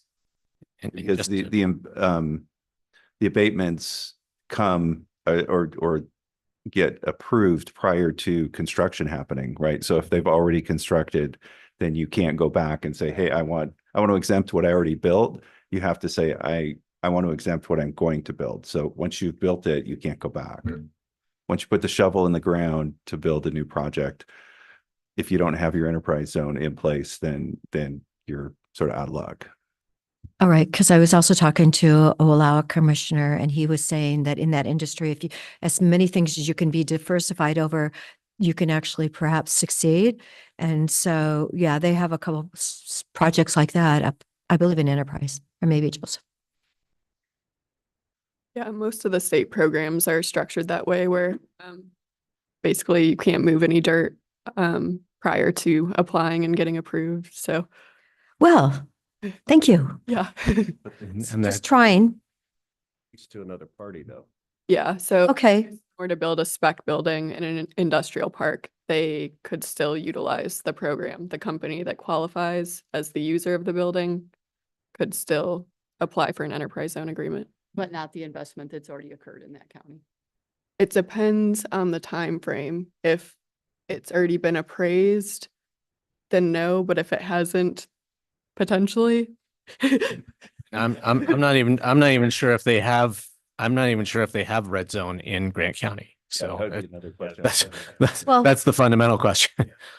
Well, this is one of our neighbors, and if we can do something to help them create more, a good financial living condition for their community, I think it's really important. What really needs to happen to support that project is there needs to be a market for coal substitutes, basically that emit less, that result in less CO2 emissions into the atmosphere. They were talking about, and to be clear, it's not biochar, it's a torrefied biomass. So you could call it biocoal, basically, because they're able to, cook biomass at extremely high temperatures, low oxygen environment, and make coal out of it. And then they were planning on selling into markets in Asia because coal-fired power plants in the United States have no incentives or drivers to get them to use lower carbon fuel. So So the way it's written, it says or other unconventional forms of energy, which it sounds like that would be that.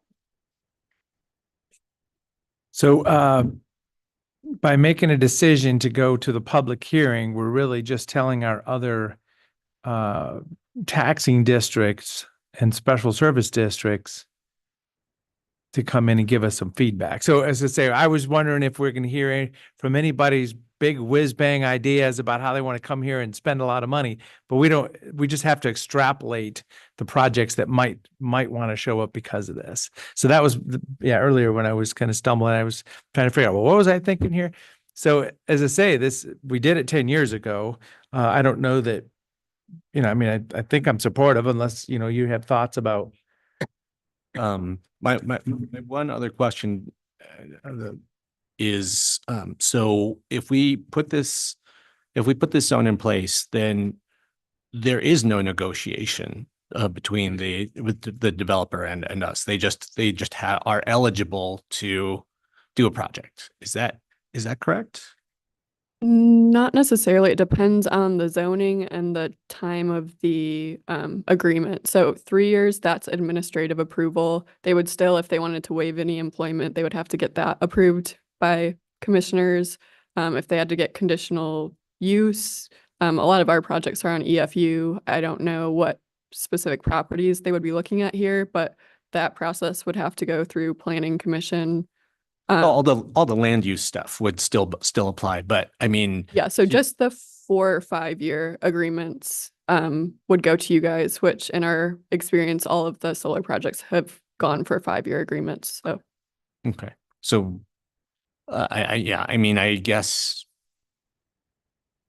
I'm a little concerned about us like basically signing away our negotiating power to get community benefits out of a project. But if it's only for the first 3 years, not the full 5, and nobody's really using this for just 3 years, then that addresses some of my concerns.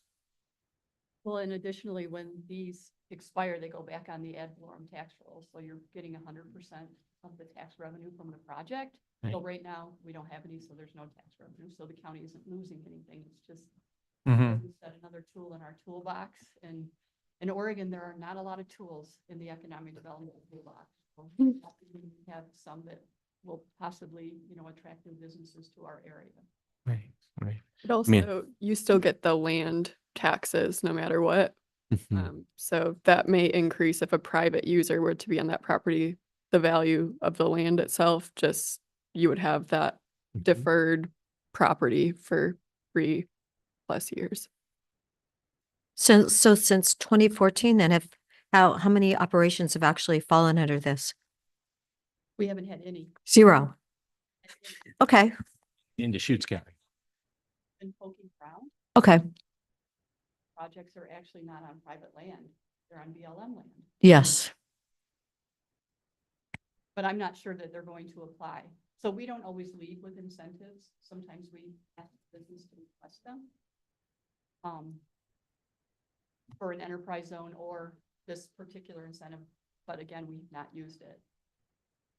And I think if you look at solar or wind over the last 10 years, it's really come a long way. There weren't nearly as many projects then as there are now. So I think the interest level is increasing. So we have more of an opportunity to use it going into the future than looking back over the last 10 years.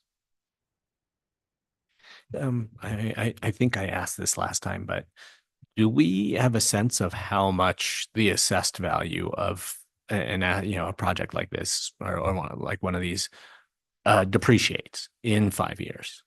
I mean, so. Well, % per year, and it's like 30 to 40 years is the life with revenue. Okay, that sounds familiar. Scott, do you know anything about that? Thank you for joining us today. He said he was available to answer. Yay. Good afternoon, Scott Langton, County Assessor for the record. These type of properties would be centrally assessed by the Oregon Department of Revenue. So that's their valuation models. It still needs to come back to what market value would be. How fast does it depreciate? What is the life of that? And I typically, and they do change their models as more market information comes up, but I think it's a fairly straight line depreciation they use. So after 5 years, there's still a decent amount of assessed value. There should be on a 30-year life project. Okay.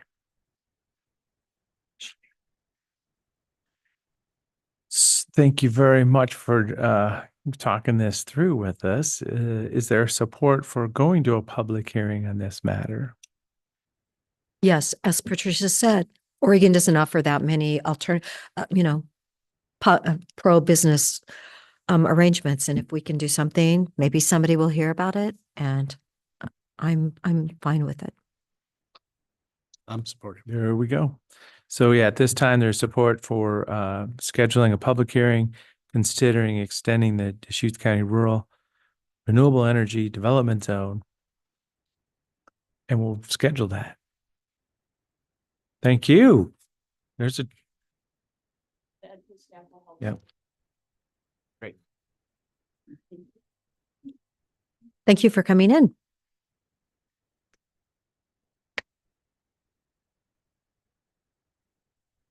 We are right on schedule. Item number 3, proposed policy updates. So this is Deschutes County policies. Little packet here today. Policy Advisory Committee.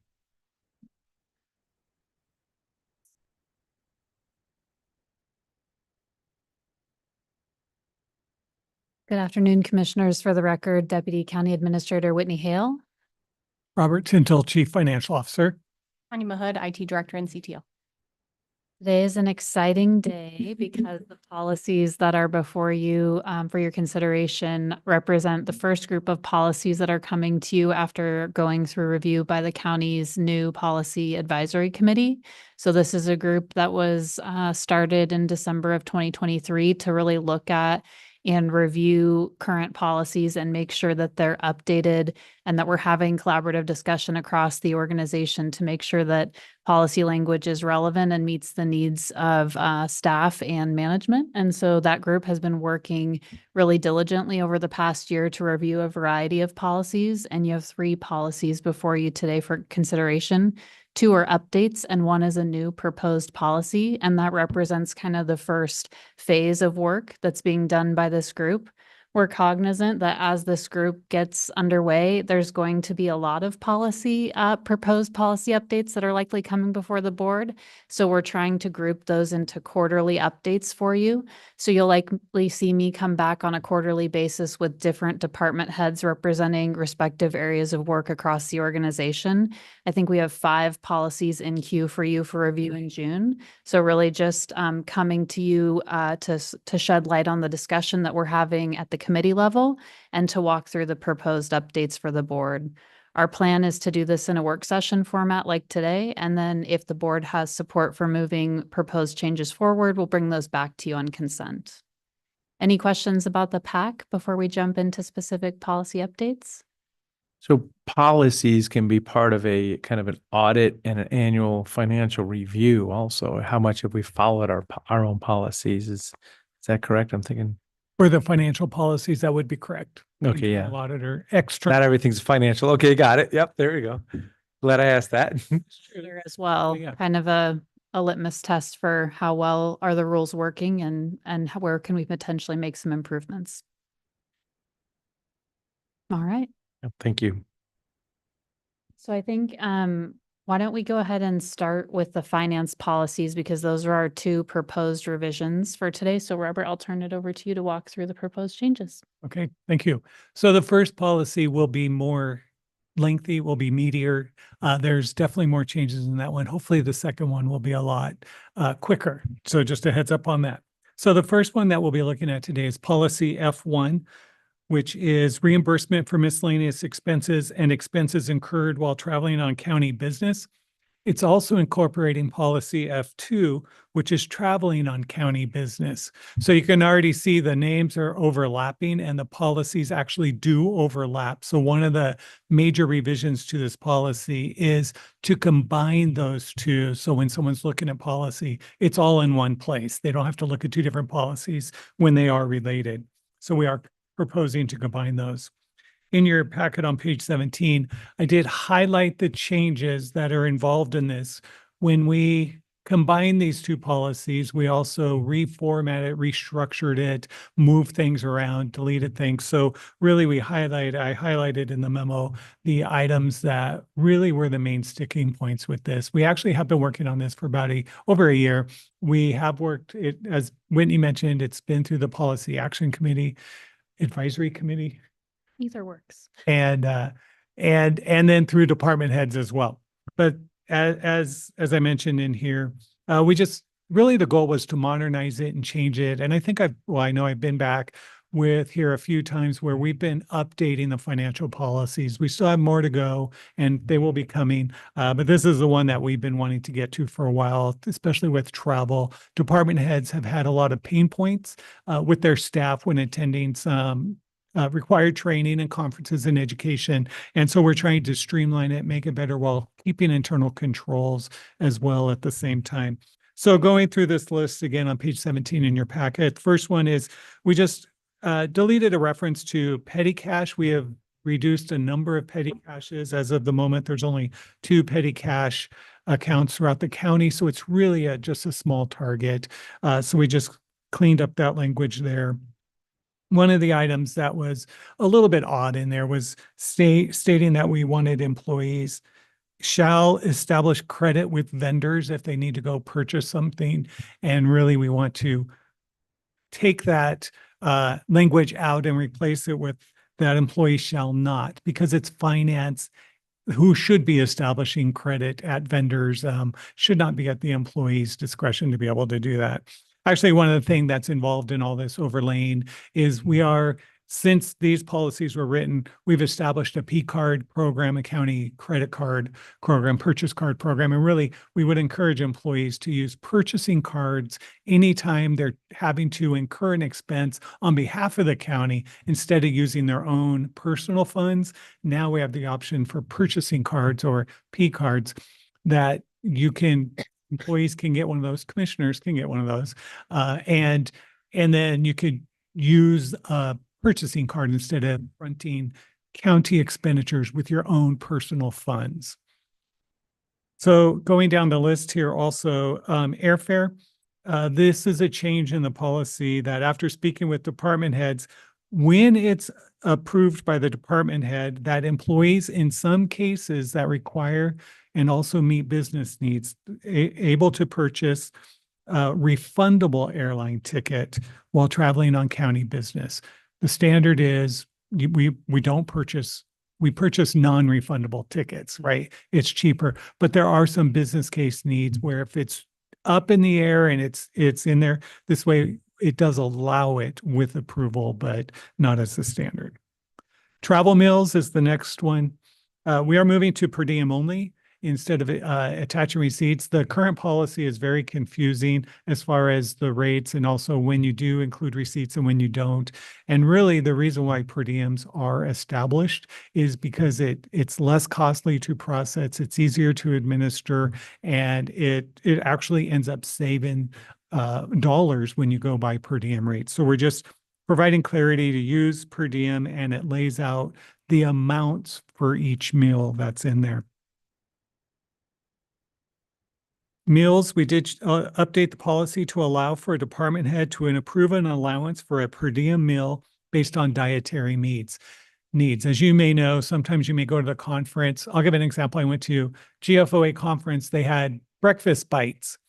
So I didn't eat breakfast before I went to the conference. I went there and they handed out 2 donut holes and a cup of coffee, right? That was your breakfast. So in these cases, that would allow it, you could still get a per diem even if your agenda had some sort of breakfast item, but it didn't meet your dietary needs. We have a lot of people that have restricted diets, gluten free, or you name it. But it does provide the department director discretion in those cases to approve a per diem when the meal doesn't meet the dietary needs. Lodging, this is another one that has come up quite a bit. And right now the county administrator has to, on a case-by-case basis, approve an exception to the policy. The policy states you're supposed to stay at a hotel, conference hotel that's within the per diem rate.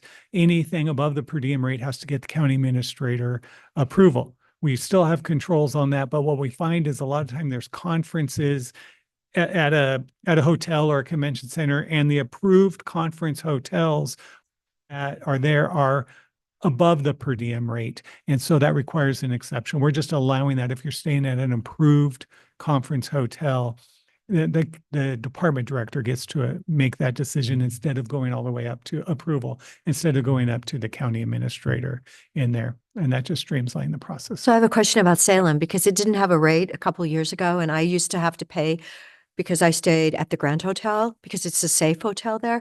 And I had to pay a portion myself personally, and then Nick said, no, I didn't have to do that. But, you know, Salem actually didn't have a rate, even though it is the state capital. I found that absolutely fascinating that, yes. And I know there's a lot of worse things out there, but it just seemed ridiculous that they didn't have a rate. We do use the GSA per diem rates, whether it's meals or lodging. And if there's not a city listed, then you just go to the overall state rate or the overall rate for that. Well, Ben's rate was like 3 times more or something, I think, in the summer. So, yes. Yeah, so those are the major changes that we made. Again, things are moved around quite a bit, but those are the highlights of the things that we changed there. If there's questions I can address, we can go through the memo. Otherwise, I'll move on to policy F7. The P card, so that's like a preloaded debit card or something? Or? No, a P card, essentially it's similar to a credit card, but credit cards really are bank cards. I mean, it's still a bank card, but that's, if you think of your personal use, a bank card. This is the county has a purchasing card system, and this is a policy we will be updating and coming back to you with, by the way. But it is a program the county has, and we've had for a while, but we really want to re-energize this program as well. But we can issue, it acts just like a credit card for employees, but it's under Deschutes County business organization, but it has your name on it. We can set specific credit limits, transaction limits, monthly limits. We can set only certain vendors you can use it at by MCC code. There's really a lot of controls built in. This is what governments use when people go out and they travel and they're paying by a company credit card. In the government, we use purchasing cards. They're called P cards, purchasing cards. So it acts just like it, but it has a lot of controls on it where we can really narrow down by employee what it can use, or it could be open-ended as well. Okay, policy F7 is bank accounts and cash handling. This policy was actually updated in March 2024, so it is fairly recent update. However, the Internal Auditor, Office of Internal Audit, has requested that we move references to the office in the policy and the related cash handling standards. What that was in reference to, if there was a shortage or some other unusual item, we would, in the past, the previous internal auditor had requested that we would send them a copy. However, this internal auditor's current auditor interpretation is that is an internal mechanism, and the policy does write it still comes to the CFO, still comes to finance, the controller, and then we would turn it over to admin if there was an issue. So it's just removing the Office of Internal Audit out of that and then keeping finance and administration involved in the process. So there's still all the internal controls in it. It's just keeping it in line with the scope of how internal audit sees their function in this area.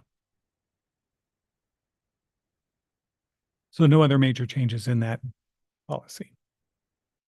Okay.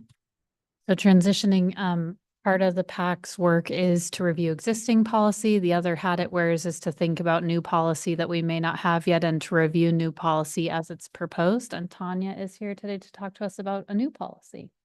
Yep, brand new policy around software custom development, and this was from an audit that IT received to make sure that we're making it more secure, meeting compliance, and then setting some standards for all development around the county.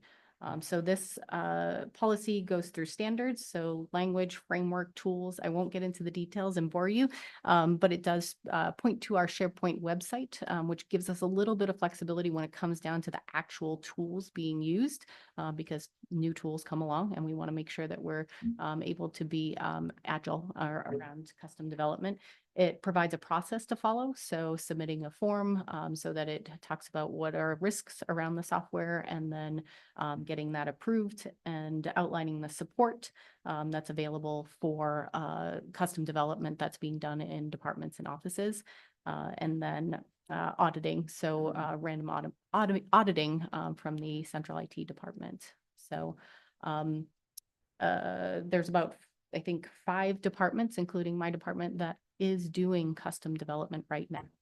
We don't have a full scope of all of the development that's being done because we don't have a policy in place. So this will actually allow us to be able to collect all of the applications that are out there so that we understand what are they doing and what's the impact around those development work. Great. So yeah, a couple products from the efforts that you've been doing here. So is today a day to accept? No, you're going to put them on the future agenda as a consent agenda item. Any other discussions or questions? I do have a question. Like some days I only eat 2 meals a day, but I would still only get like the breakfast and the dinner per diem for those 2, regardless of the fact that I only had 2 meals. If you're, say you were at a conference and provided the lunch, so you. No, they don't. Well, they didn't at NACO. Yeah, you had to go buy your own lunch. If you had to go buy your own lunch, you would be eligible for the per diem that day. For all 3 meals. If they didn't provide any meals, you would be eligible for per diem for all 3 meals. But what if dinner costs more and you didn't have any lunch? You'd have to pick it up, right, on your own for this, because you're going to go exactly by those numbers. I think the number for DC was $38 for dinner. It was, 20, anyway, like 22, 24, and 38. Yep. So, yeah. Yeah, we'd go, and again, that's where the policy refers to the per diem, the GSA per diem rates, and we'd go by those rates for breakfast, lunch, and dinner by area or state if it's not listed specific. Okay. So what are we going to do about Salem then? Because it definitely needs to have its own rates. Again, we'd go by the GSA rate, and if there's not a Salem line, then it would just be that's. Well, no, what I mean is we should need legislation so that we can actually add Salem to like a state capital for, at least on a rate that's more relevant to when you need to go eat out at that town. Commissioner, it's the federal government that does the GSA rates. So it's a request to the federal government to add Salem. I don't know that process. Well, I think I have other things to worry about, but yeah. Okay. I'm good. I guess the one other question, when do we start using these new transportation or travel reimbursement processes? We did put an effective date of April 1st on the new travel policy. That way we can send information out to departments and let them know that as of April, that's when the new per diem rates will come into effect. And so, yeah, it'll be simpler, use the per diem rates. You don't need to keep receipts for when you have meals in those regards. Yeah, April 1st. I'm excited not to have to hoard, little stacks of receipts in my backpack. Right. After April 1st. That's right. Okay. Beginning April 1st. Thank you very much. Commissioners. Then the good news is I don't eat lunch. I can still get reimbursed for it. So Yes. item number 4, Treasury Report. Because I'm like you say, eat like 2 meals a day. Yeah. Okay.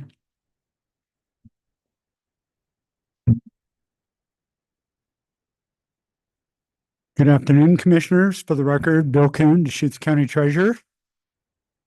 Thanks for allowing me to present the February Treasurer's Report.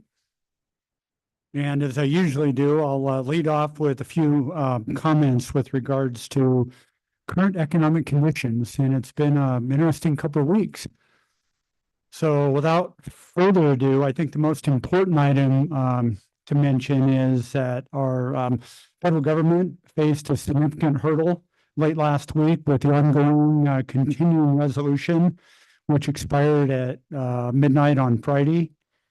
And Democrats have been pushing to extend funding only through April 11th, which would have allowed both parties to finalize their long delayed spending bills. However, what I would best describe as a highly politically charged vote late Friday, the GOP obtained enough crossover votes to extend government funding through September 30th. So this is, we won't be discussing this for the next several months. This actually extends funding through the end of the fiscal year through September 30th. And at the 11th hour, there was really no other clear path forward outside of, I think, the path that ended up being taken, which would have involved government shutdown and a lot of other issues that would have come out of that. So the continuing resolution essentially keeps our funding at 2024 funding levels. And that would be through the current end of our fiscal year. I think the key funding differences include increases in defense and also in border security.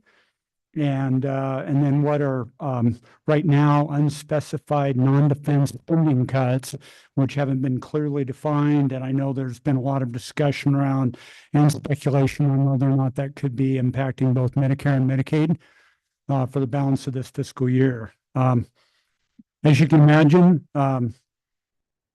financial markets have gone through quite a bit of turmoil over the last week to 2 weeks, surrounding a lot of uncertainty on both economic and monetary policy. And this has been obviously, just lacking, I guess, a lot of clarity in terms of a clear path forward.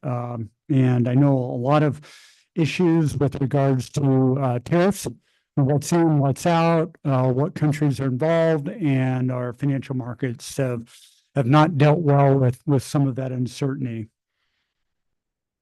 The federal, just a couple of points that have come out over the last week. Federal budget deficit grew by more than $300 billion in February, and totals now for the current fiscal year, 1.146 trillion in the first 5 months of the year. Conversely, and I've mentioned this before, the U.S. government hit its roughly $36 trillion debt limit in late January, and the Treasury Department is currently suspending payments to some government employee savings plan, basically underinvesting in certain government funds, delaying some bond auctions, et cetera. Reaching this cap does ramp up pressure on our lawmakers to adopt a remedy. And currently, it doesn't appear that the debt ceiling was dealt with during the continuing resolution debate. So, related to the economy, U.S. job growth moderated last month, reporting 151,000 new jobs, which did fall somewhat short of expectations. The unemployment rate increased slightly to 4.1% in February. And obviously, of continued concern is ongoing significant reductions in the federal workforce, which, due to the timing of those reductions, haven't actually materialized yet in the jobs number. And there's obviously a lot of discussion out there right now with regards to the Department of Governmental Efficiency's efforts to resize the scope of our federal government. On a yearly basis, the February CPI surprised to the downside, decreasing from 3% to 2.8% on an annualized basis. This did little to quell concerns around future upside pricing risks. And again, there's just growing concerns with regards to the effects of tariffs, immigration policy, also adding in additional inflationary pressures. Another item of note that came out late last week is according to the Atlanta Fed, one of the additional challenges to the U.S. economy is predicted to show anemic or potentially negative growth now in the first quarter of 2025, partially due to disruptions in global trade. As a result, and this is kind of a summation of all of these different economic issues out there, the Fed has an exceedingly difficult path forward, attempting a delicate balance in supporting the U.S. labor market while trying to reduce price pressures back to that 2% level. It's still expected that the Fed will choose to leave rates unchanged during its next meeting, which starts tomorrow through Wednesday. Wall Street is still forecasting only 2 rate cuts later in 2025. And essentially, they're now waiting to have a little bit more clarity on the current tariff policy and what impact that might have on the economy. Another economic barometer to watch is consumer confidence, which plummeted 10.5%, the reading that was released here about a week ago, which is a 22-month low. And this is also reflecting consumers' concerns over persistent inflation and potentially negative impacts from all the tariff activity. From a manufacturing perspective, the producer price index increased to 3.2% year over year, which was higher than analyst expectations and marked continued inflationary demand for goods. And again, with a lot of the economic uncertainty that's out there right now, the most recent average 30-year mortgage rate has declined significantly over the past several weeks and now stands at roughly 6.5%, which is down roughly 50 basis points over the last 30 days. And we've seen similar indices in bond markets. 2- and 3-year treasury rates are down roughly 30 basis points in the last 2.5 to 3 weeks. And again, rates have shown some volatility as the markets digest the impact from these proposed economic policies. The current economic environment has also dampened housing starts, which were reported at 1.37 million units, which was 8.4% below the previous level. However, there is some seasonality to the midwinter report that plays a role in this reduction in starts. But again, I think the ongoing issues are high construction costs, current interest rate environment, and challenging housing affordability conditions are basically causing a lot of builders to approach this market with caution. And how this distills down to the local level, I'll provide data on several markets within Deschutes County. The Bend single-family market showed a median sales price of $700,000 for February, which is down from $725,000 in January. Sales were down as well. We only had 94 reported sales for the month of February. 17 of these sales, or 18%, were above $1 million, and 33 of these were cash sales. There's now roughly a 2.5 month supply of homes currently listed and 45-day listing period for sold properties. One thing that we did note in the Bend area, single-family residential building permits jumped to 53 in February, which is up considerably from January. So we're starting to see some improvement in that area. Redmond statistics saw a reverse in median sales price down to $530,000 in February, which was down from $562,000 in January. Redmond area permits dropped to only 15 in February, which was quite a bit lower than 39 reported in the previous month. Sales in the Redmond area have increased over the past several months, and also there's a direct correlation between the increasing economic growth in the area at the same time. A lot of new jobs are being created in the Redmond market, and we're seeing a corresponding increase in sales activity there as well. Looking at some other markets within Deschutes County, Sisters reported a $635,000 median sales price on 9 sales. Sun River came in at $841,000 on 8 sales, and La Pine came in at $381,000.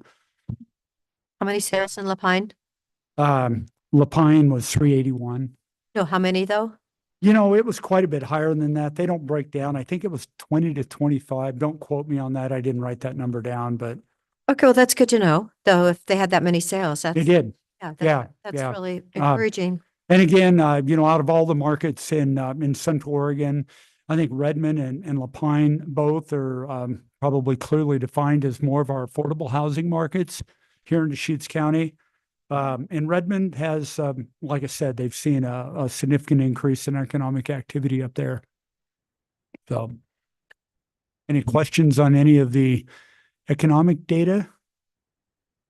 I'm sure the next month will reveal a lot more about the direction that we're heading here. I think, again, the big issue is just the tariff activity and the fact that financial markets do not do well with financial uncertainty.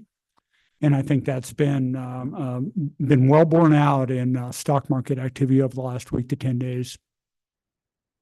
So without further ado, February treasurer's report. The portfolio balance at the end of the month was 364 million, which was a decrease of 5 million from January. And again, this decline is primarily due to some tax turnover and also ongoing funding needs. Our net investment earnings for the month were 184,000, which was 58,000 lower than last month's earnings, but 198,000 higher than a year ago.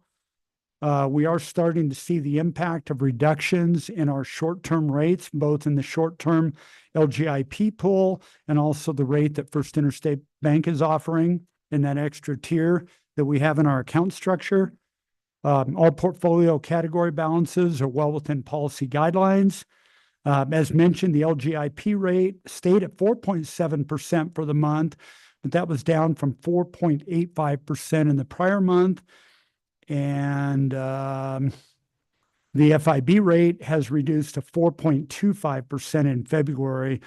And I'm also on the report, I'm now showing a blended average rate under the yield percentage line, which accounts for the two different rates that were being offered in our what I call our short-term liquidity. With recent investment activity, the portfolio now has a weighted term to maturity of 1.11 years, with a maximum maturity standing at 3.33 years right now.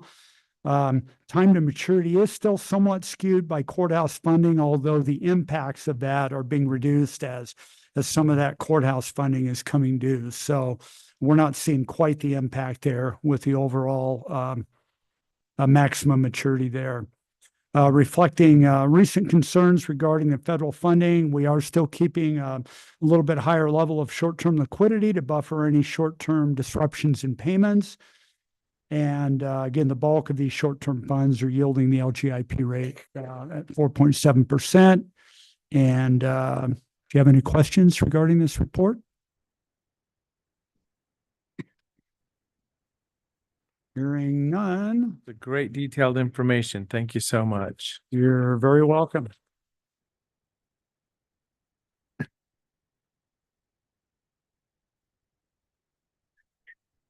Okay.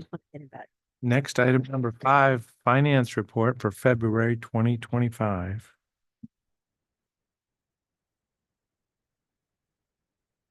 I'm sure mine are full of sugar. Morning, good afternoon, Oh, yes. commissioners. It's morning somewhere. Did that familiar thing. Robert Tintle, Chief Financial Officer. Jana Kane, controller. And as mentioned last month, Janet and I are both going to tag team the financial report. And so today you'll get to experience that. However, we are going to also invite Janice Garceau up to the table to speak to health services. And I'm going to skip to Health Services Fund in your packet, which is page 93. We just thought this is a great opportunity for Health Services to provide an update on their funding or their financials at any point that, since we're here talking about it. Good afternoon, Commissioners. Janice Garceau, Director of Health Services. Cheryl was originally intending to be here and both of her kids are sick, so I am here in her stead. The conversation started because Robert reached out to us and just asked us, as we were on the cusp of some federal decisions about passing a federal budget, what might the impact be of some of what was being proposed in either scenario, whether what was proposed was actually passed or whether there wasn't a passage of a financial package, which would have been a whole other conversation. Thankfully, we're not having that conversation. And so I can just tell you the questions that I answered for Robert, that Cheryl and I answered for Robert. So for us, what we're watching carefully, of course, is both the Medicare and the Medicaid budget. I think Medicaid is probably the more likely area where there may be some more immediate impacts than Medicare. A couple of things that we're tracking are proposals that states that expanded Medicaid coverage to people who were definitely not well off, but above the federal poverty guideline. So expanded to people at 138% of poverty, that those states may be in the position of having to roll back that expansion. So that affects the number of members enrolled in Medicaid in a community, and that affects our capitation amounts as an agency, and it also would affect our reimbursement rates or reimbursement capacity. So that's one of the things that we'll be watching carefully. And I think the other thing to note, and I've said this before in other budget conversations, is that because both public health, which is less reliant on Medicaid reimbursement, but on other Medicaid sources of funding, and behavioral health are both safety net services, meaning we must serve anyone who's eligible for services and in need, regardless of payer. The scenarios that we may be looking at are reduced resources, but not reduced service populations. So I think one of the misunderstandings of Medicaid is that when Medicaid enrollment goes down, need goes down, but it doesn't actually go down. It's just our ability to be reimbursed for the services that changes. And then the last thing I'll say, because I don't want to take too much time, is that as a certified community behavioral health clinic, we are also very fortunate to participate in an enhanced Medicaid reimbursement rate, and that has helped us shore up services on the behavioral health side, and that enhanced rate may be subject to change depending on what Congress ultimately decides about Medicaid funding. So that's my update, and I have to leave at 3:15. So if there's any questions, let me know. Yes, sir. So Janice, so we're concerned that the number of people covered by Medicaid might decrease. Our enhanced rate is potentially at risk. Are we also concerned about, or do we need to be concerned about services covered contracting? I mean, those are three ways to, reduce the cost of Medicaid, drop people, pay less for services, reimburse less for services, or drop service. I mean, when we were looking at the county healthcare plan and trying to figure out how we were going to save money, we took a hard look at, well, what's a covered service and what's not. Do we need to worry about that as well, or is that much harder to do within the federal Medicaid structure than dropping people or just changing your rates? Well, before I answer that, sorry, there is a third leg of the reduction stool, and that's the reduction of the federal government's participation in the statewide Medicaid budget. So that's another way that states have their cost offset. So that can affect state dollars coming to programs. But to answer your question, sorry, I think for services that we call above the line, meaning clinically diagnosable mental health or addiction conditions that meet criteria set forth in documents like the Diagnostic and Statistical Manual. Those rates are pretty embedded in the Centers for Medicaid's ways to pay for treatment of a health condition, just like a broken arm or a schizophrenic episode, right? They're their codes. Medicaid has recently expanded to cover things like additional dollars going towards housing assistance, things that are called social determinants of health, things like helping someone offset housing costs, helping someone offset energy costs, if that's a contributing factor to a chronic condition. So those kinds of expanded services are fairly new in the Medicaid realm, and I don't know what that would look like. I don't know if those would become suddenly not as eligible for reimbursement. I would be guessing at this point. But I would see those as lower hanging fruit. Even though they really directly affect people's basic needs, they may be more available to change on in the short term. So, other questions? Thank you very much. Thank you. Thank you, Janet. Yep. Appreciate you being here. Yep. So the good news for this, as we'll get to the health services, more comments in a minute. But like Janice said, I contacted Cheryl because I wanted to know the projections that they have in this month's report. How is that, given at the time there was potential government shutdown within this year, fiscal year? How would that impact it? But the end result was this year's budget is more status quo. It's next year's budget that we'll talk about during budget committee. That'll have a lot of the ramifications for next year's budget. We'll have a bigger discussion with health services in May, obviously. during that time. You're saying in May, we'll know.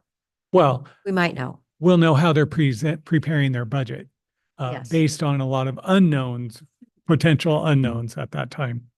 And Robert, I mean, this is being called a continuing resolution, but there were substantial increases to defense and border security and, undetermined cuts in other places. So, I mean, I wouldn't call it a continuing resolution. It's actually a budget kind of slipped in, through a, well, I don't know how you would describe this channel that this new budget was slipped in.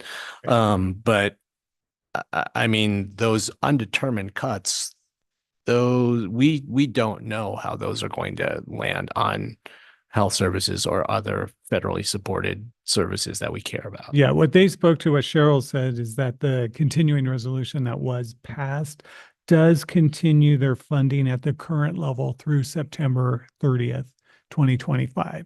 So they did feel confident about that. Okay. So that's where, coming in with their projections through June 30th come into play. Okay. So I'll kind of back up, start over from the beginning. Again, I appreciate Janice being here today. Just give a few highlights where we are first, because the goal of the financial update is presenting items to you that have changed since the last time we met, which is last month. So we will be highlighting through the financials some of the things that change month to month. But if there's any topical issue or bigger issue that we should be discussing. And that's kind of why I wanted health here as well. It's one of the major funding issues that there's been a lot of talk about. But since we last met on March 4th, we did have the budget kickoff for the non-internal service funds. And so basically the rest of the county funds. And we did complete the ISF internal service funds budgets, and those have been applied into everyone's department budgets. The goal was to have ISF rates increase no larger than 8%. Traditionally, they've been 11%, historical rate of growth, but they actually came in at 6%. So 5% below historical trends that we've had. And lower than what we had budgeted.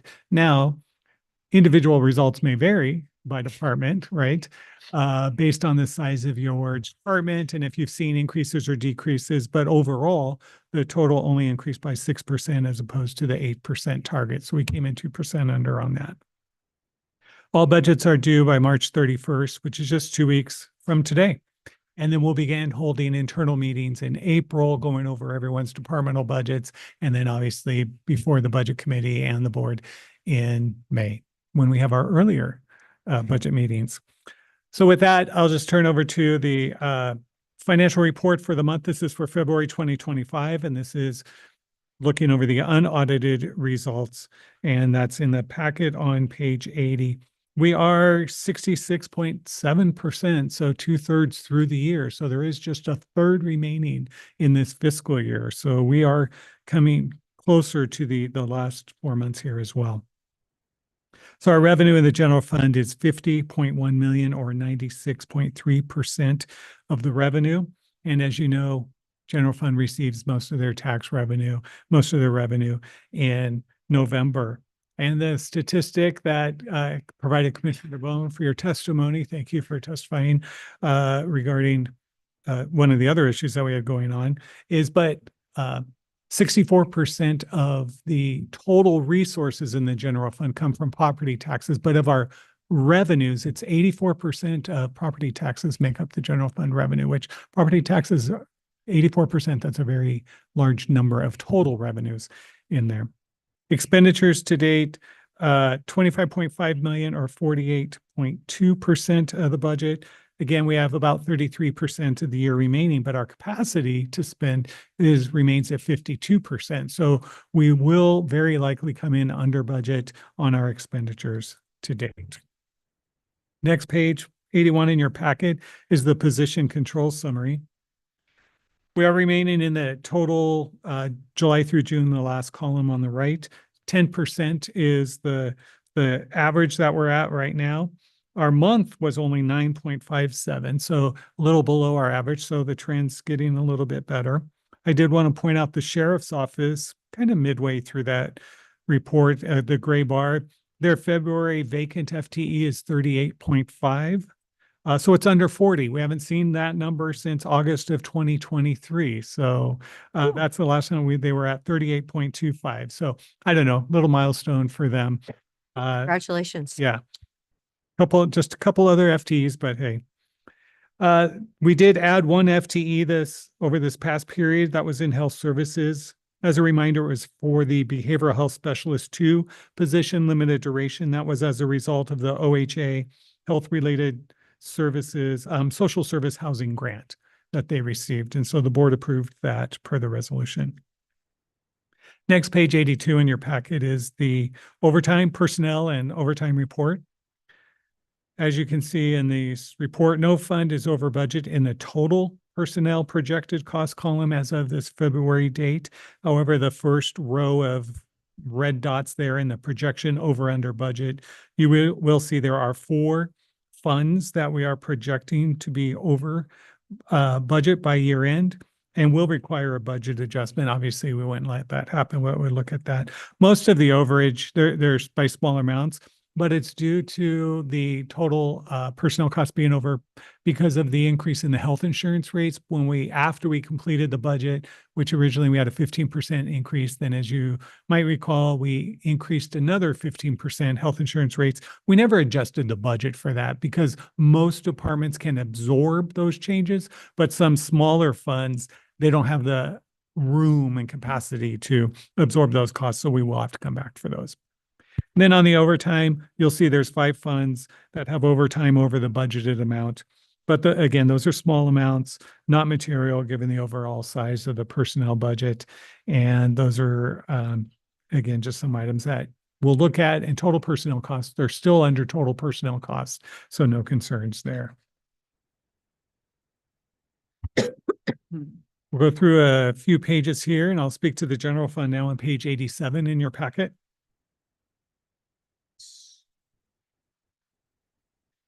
So general fund, on the revenues, when we look at revenues, there are some adjustments that I'll just point out.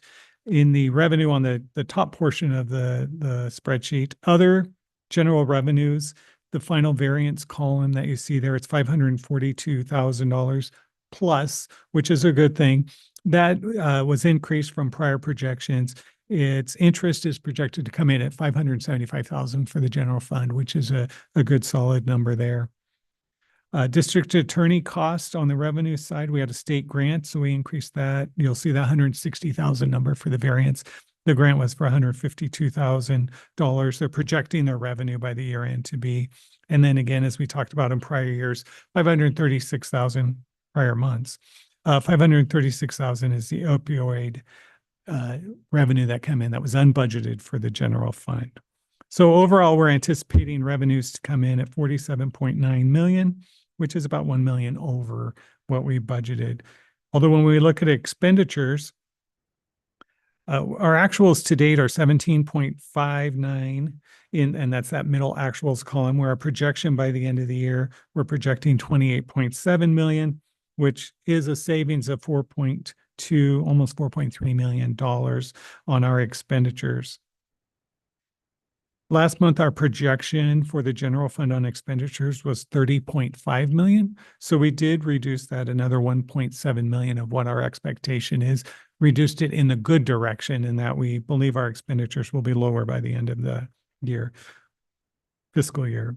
So the total fund balance line at the bottom, we are projecting total fund balance to be 21.2 million, or 6.5 million more than we budgeted. And again, footnote M, if you look at that, some of those are for reasons we've identified with the opioid funds, the previous ARPA funds, that we're holding in a reserve for those funds for future uses. With that, I'll turn it over to Jana, and she'll speak to Juvenile Fund 030 on page 88.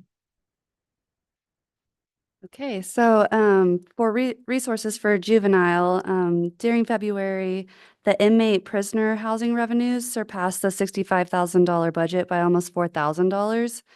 Annual projections for this line item, is the fourth one down, increased by $20,000. This increase is due to higher utilization of our facilities by other counties. If we go down to the end of the page, so fund balance has slightly changed from last month's balance of $872,000 up to $981,000, mostly due to continued vacancy savings. I think back to Robert. Okay, next page, 89 in your packet, TRT Fund 160-170. And again, for most of these funds, we're just highlighting what's changed from the previous month, unless there's some major issue or challenge that's coming up.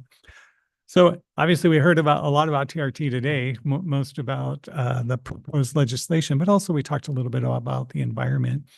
But the good news is for this fiscal year, revenue is up 1% over last fiscal year. So when we look at actuals, it is up 1% compared to last year. But since we decreased our budget, as you may recall, this year, we went last year from 12.6 down to 12.1 million this year. That means we're up 3.2% compared to our budget. So we are trending in the right direction at this point.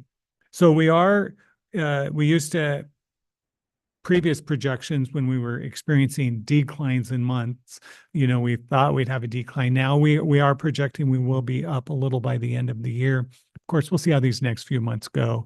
Hopefully the snow, as you mentioned earlier, that'll help. So we'll see how the trends continue.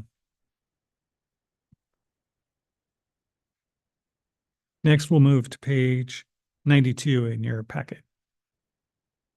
Sheriff's Office. Projections for the Sheriff's Office revenues dropped from 7.3 million down to 6.3 million.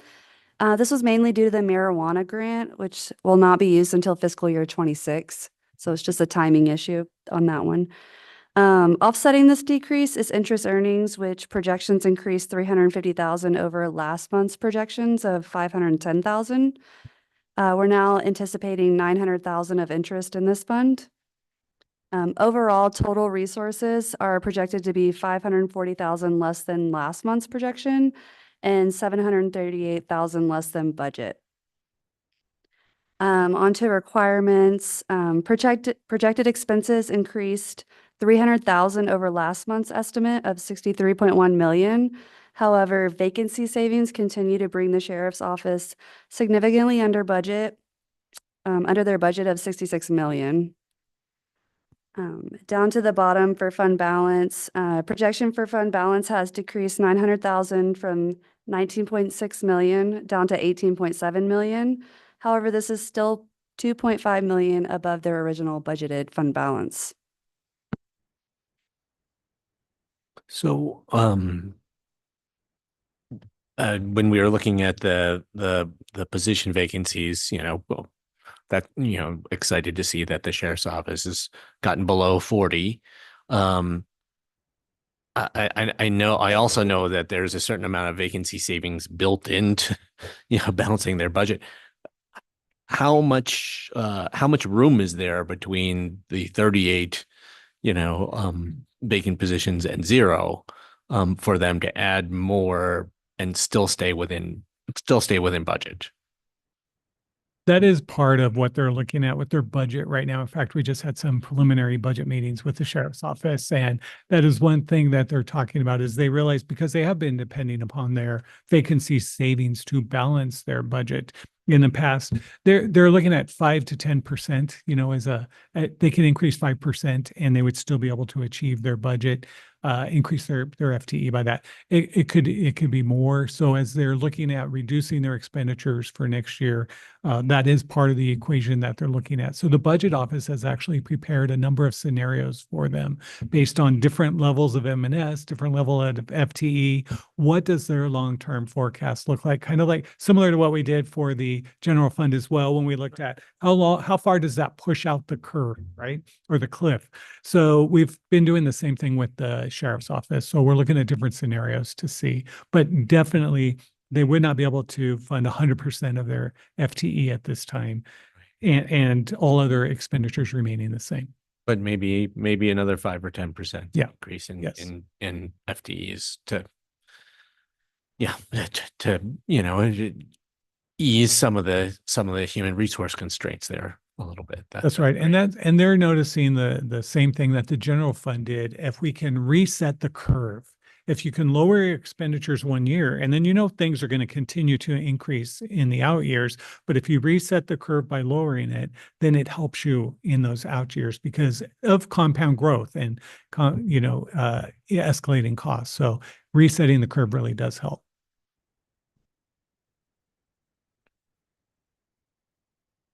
Okay, page 93 in your packet, Health Services Fund 294. Obviously, we just had an overview of the big picture of their revenues and what that may look like. Just a side note on Fund 270, their OHP reserve, they're currently at $29.3 million in the reserve. They're projected by the end of the year to be at $33.7 million. And there'll be a lot of discussions on uses with that, and they've presented that information as well. Page 94, Health Services Admin. This is breaking out the detailed report that was on the previous page. Their total resources on revenue from the prior month, it decreased by about $350,000, but they're still projecting to be $170,000 more than they were originally getting. And so that leaves the total fund balance in their admin org at $3.3 million for their projection, which is $400,000 over their budget. Next page on 95, behavioral health services. So the changes in their total resources has gone down to about $200,000 from last month, or last month it was 3.2 million, excuse me. So it's down about 92,000. So about 100,000, their revenue's down for what they're projecting by year end. Luckily, as we said, looking at the resources, what they thought might happen with funding, it didn't majorly impact them yet through June is what they're experiencing. The requirements, the total projection by the end of the year will be 56.7 million. And again, it's a $6 million savings over budget. So the savings again helps their budget in that way. So the end result on their total fund balance, projection to be $4.1 million, or 1.1 higher than what they had budgeted. And that's an increase over 151,000 over last month. Public, yes. Robert, the Medicaid, the increase, the variance is 857,000. And what is it?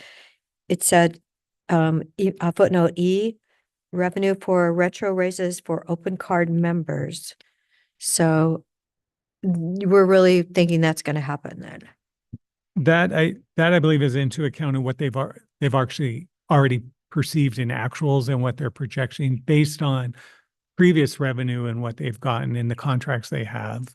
So yeah, that's built into their revenue, assuming that they will get 857,000 more than what they had budgeted. Yes. I believe I read that, or I calculated that Oregon is actually, the state is 26% Medicaid. According to the numbers I just looked at, it was 1.1 million, and are we 4.2 million people? So yeah, and then I'm going, okay, that's Medicaid. So what's Medicare? Right.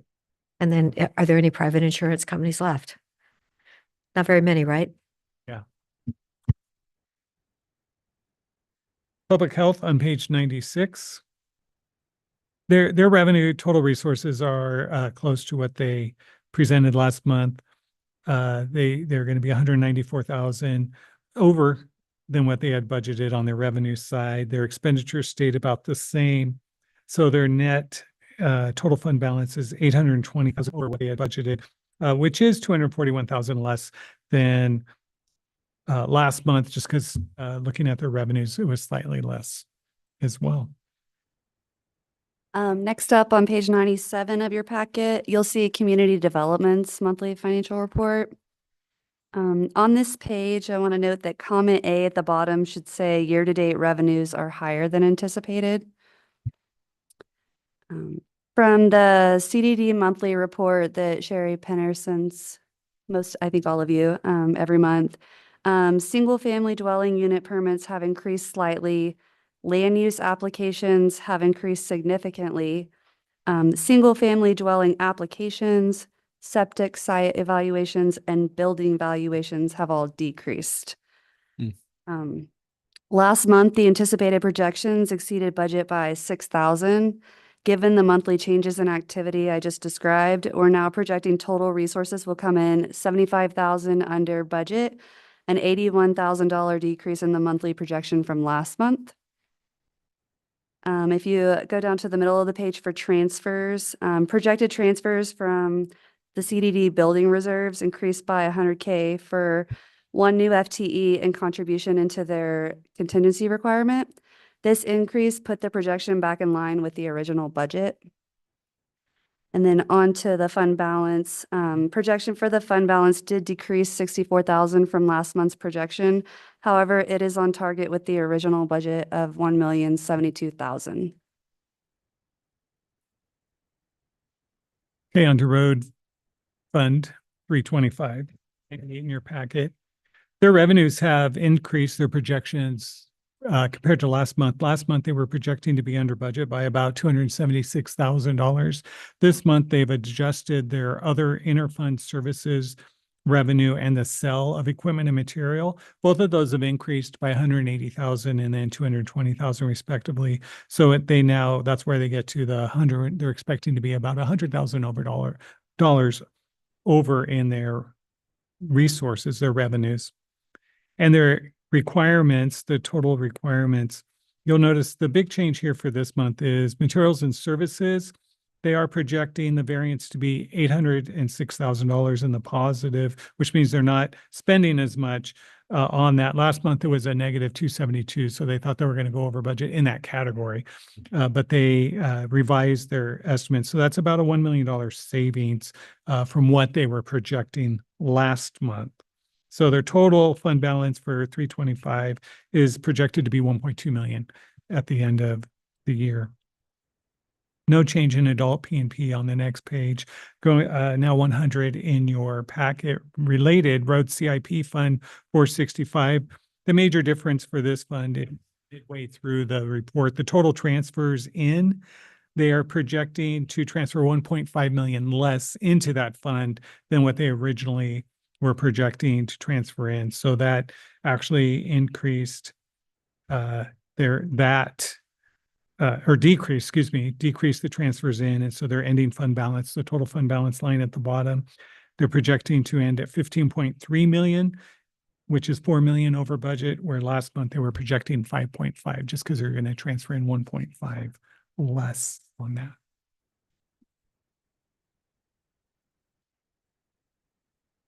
On to page 102 for solid waste. In the prior month, most of solid waste projections were still aligned with budget. There were $0 variances shown. Now that we've progressed through the year, we have a better estimate of where fee revenues and expenses will land. For resources, total revenue projections have decreased by 170,000 from last month's projections. This is still within 4,000 of original budget, so we're right on target. Higher than projected interest earnings are offsetting. Fee revenues not coming in as high as anticipated. For requirements, solid waste is also now projecting 826,000 savings, while last month's projection was 0. So that's some good news. For fund balance at the bottom, these changes have resulted in higher projected fund balance of 2.7 million, an increase of 650,000 over last month's projection. And now we're going to skip through a few pages and go to page 109 in your packet, Risk Management Fund 670. The fair, and a lot of those we passed by. No major changes from last month. They're real similar to all of those funds. The difference in the total requirements on this fund for Risk Management Fund 670 is the savings increase of a 259,000. So their new projections for their expenditures at the end of the fiscal year is now at 5.1 million, or a $473,000 savings. Last month it was projected at 214,000. So that carries down, that savings carries down to their total fund balance savings, the projections to be now 693,000, where last month it was only 422,000. So the fund's doing a little bit better in their projections or by the end of the fiscal year. And lastly, the last fund we'll highlight, Health Benefits Fund 675. Of course, we monitoring this very closely, as we are all funds, but total actuals, kind of the mid column there, total fund balance, we're at 10.1 million at this point. For total actuals, our projection by the end of the year, we are still projecting it to go down, but down to 8.4 million. Last month, we projected it at 8.3. So we're still increasing our projections just a little bit as we get more and more experience. But again, we do anticipate by the end of the year, we will see this fund go down, but it is at the height of 10.1 at the moment, and no real change on 911. And that is the financial report. Any questions? No questions here. Thank you so much. Thank you. Good to just take a moment, look at all the numbers.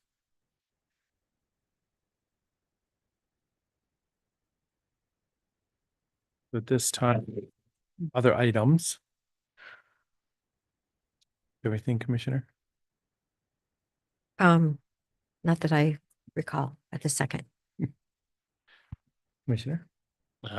Last week I was in Salem in the afternoon on Wednesday talking to people about the transportation package. I think I reported back on that already on Friday morning. Great. So I'd say I did testify for the A&T funding last week. Robert mentioned that. Robert put a letter on the record. Scott Langton, our assessor, was in the room in Salem. I did it remotely. So that was pretty positive. I did travel to out of state to Denver last week for the Core 3 training facility tour examples. So they were in Colorado, there's no Department of Public Safety Standards and Training consolidated training center. So that's why there's multiple of these things around in different counties. So we were able to go see 3 of them. It was really a good trip to understand what it looks like to have the skills pad, a burn building, administration, what type of activities might need lockers and bathrooms and kitchens, or just classroom space. So it was really interesting to see these facilities on the ground out there. And the next Friday, I will be in Salem again. So I'll drive to Salem to testify in front of the Joint Committee on Information Management Technology, in support of the SIEC effort that I'm doing. So it's kind of the committee like you're doing transportation, I'm doing technology stuff. I do have one clarification for the record. Previously, the Board of Commissioners had directed staff to not file an appeal in the LUBA decision relating to the psilocybin application at the Juniper Preserve. Subsequent to that direction, the county did receive a $71,000 attorney fee request from the applicant, and legal did reach out to each individual commissioner on whether or not they wanted to file an appeal with that new information.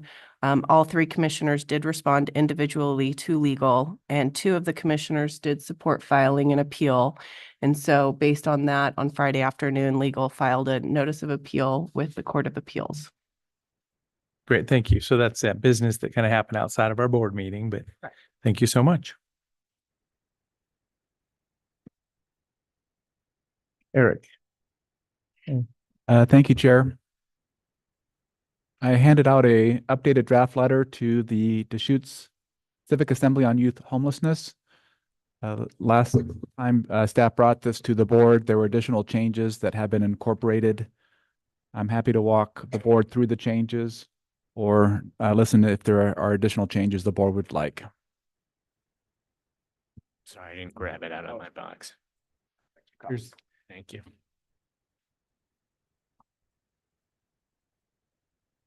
so I was able to review it. Each of these statements are very true, and I were able to respond to, a good set of these recommendations.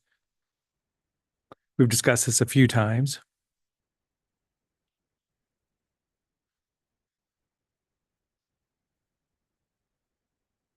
Yeah, the letter looks fine.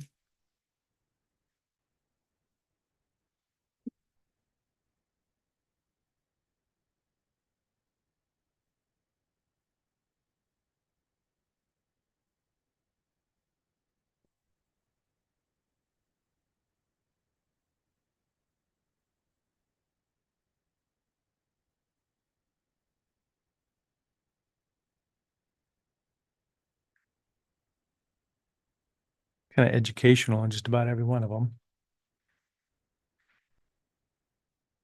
Recommendation 21 talks about the Deschutes County's role, continue providing support from and funding to J and have the recently restructured coordinated houseless response office evaluate and respond to the recommendation. So that's kind of the most tangible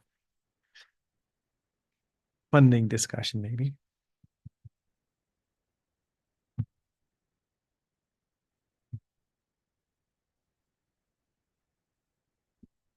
I'm glad that all of the services that we provide that support the goals set out by the Civic Assembly are, fully cataloged essentially at this point in this letter. I think it was actually a very good exercise for us to go through and think about what we're doing that helps to prevent or reduce youth homelessness. Thanks. I'm happy with the letter now. So there we go. Okay. Is that a motion for a letter or in response, do you think? Just one question I have. So there was this group, Healthy Democracy, that sort of like fiscal sponsored this whole thing, but Josh Burgess, who was, the point person for this project, he's local. Is there a reason why we're using this address as opposed to directing this to wherever Josh's office is? Yes, the Healthy Democracy is kind of the umbrella organization. I can check and see if there's a local address. But the Deschutes Civic Assembly on Youth Homelessness is more just the term applied to the group. Yeah. There's no entity, but I'm happy to check with Josh to see if there's a better local address. Yeah. I mean, I just Make sure to copy them at least, yeah. yeah, most important to me is that the people who were delegates in the assembly, get this information from us more than the mothership office. So, I just want to make sure it gets to, and it feels like it's addressed to the local group. Yeah, well, I'll be happy to make that change. And also, Kim Ketcher will do a drafted press release to go along with it. That was the board direction from the last discussion.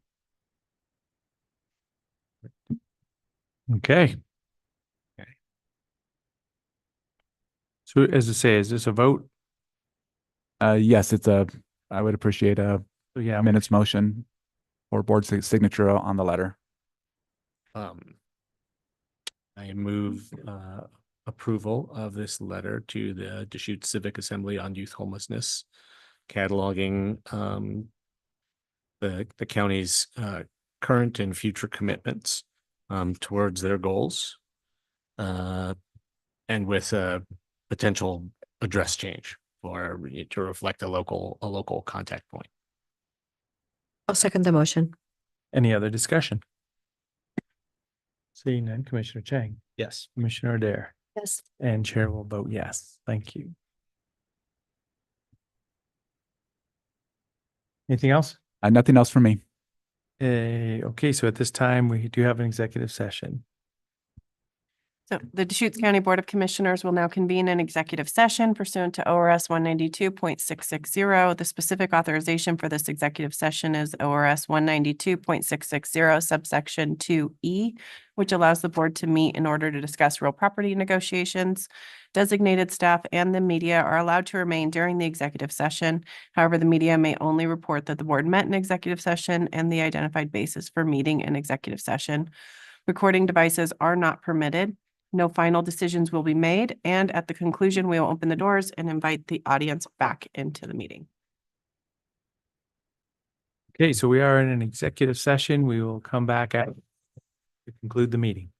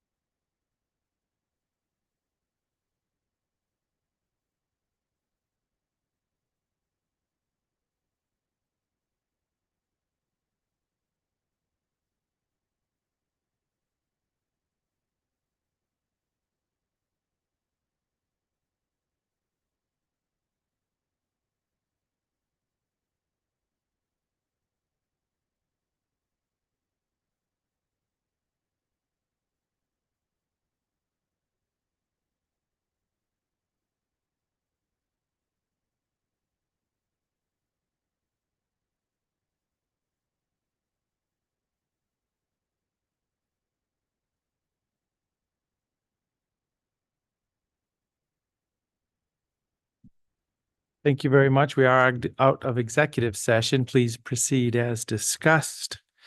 One other note I had, I'll be at the Project Wildfire meeting in the morning. Right here at 8:30. Anything else? Seeing none, meeting adjourned. I like, because it's got a lot of sugar in it. It's really good.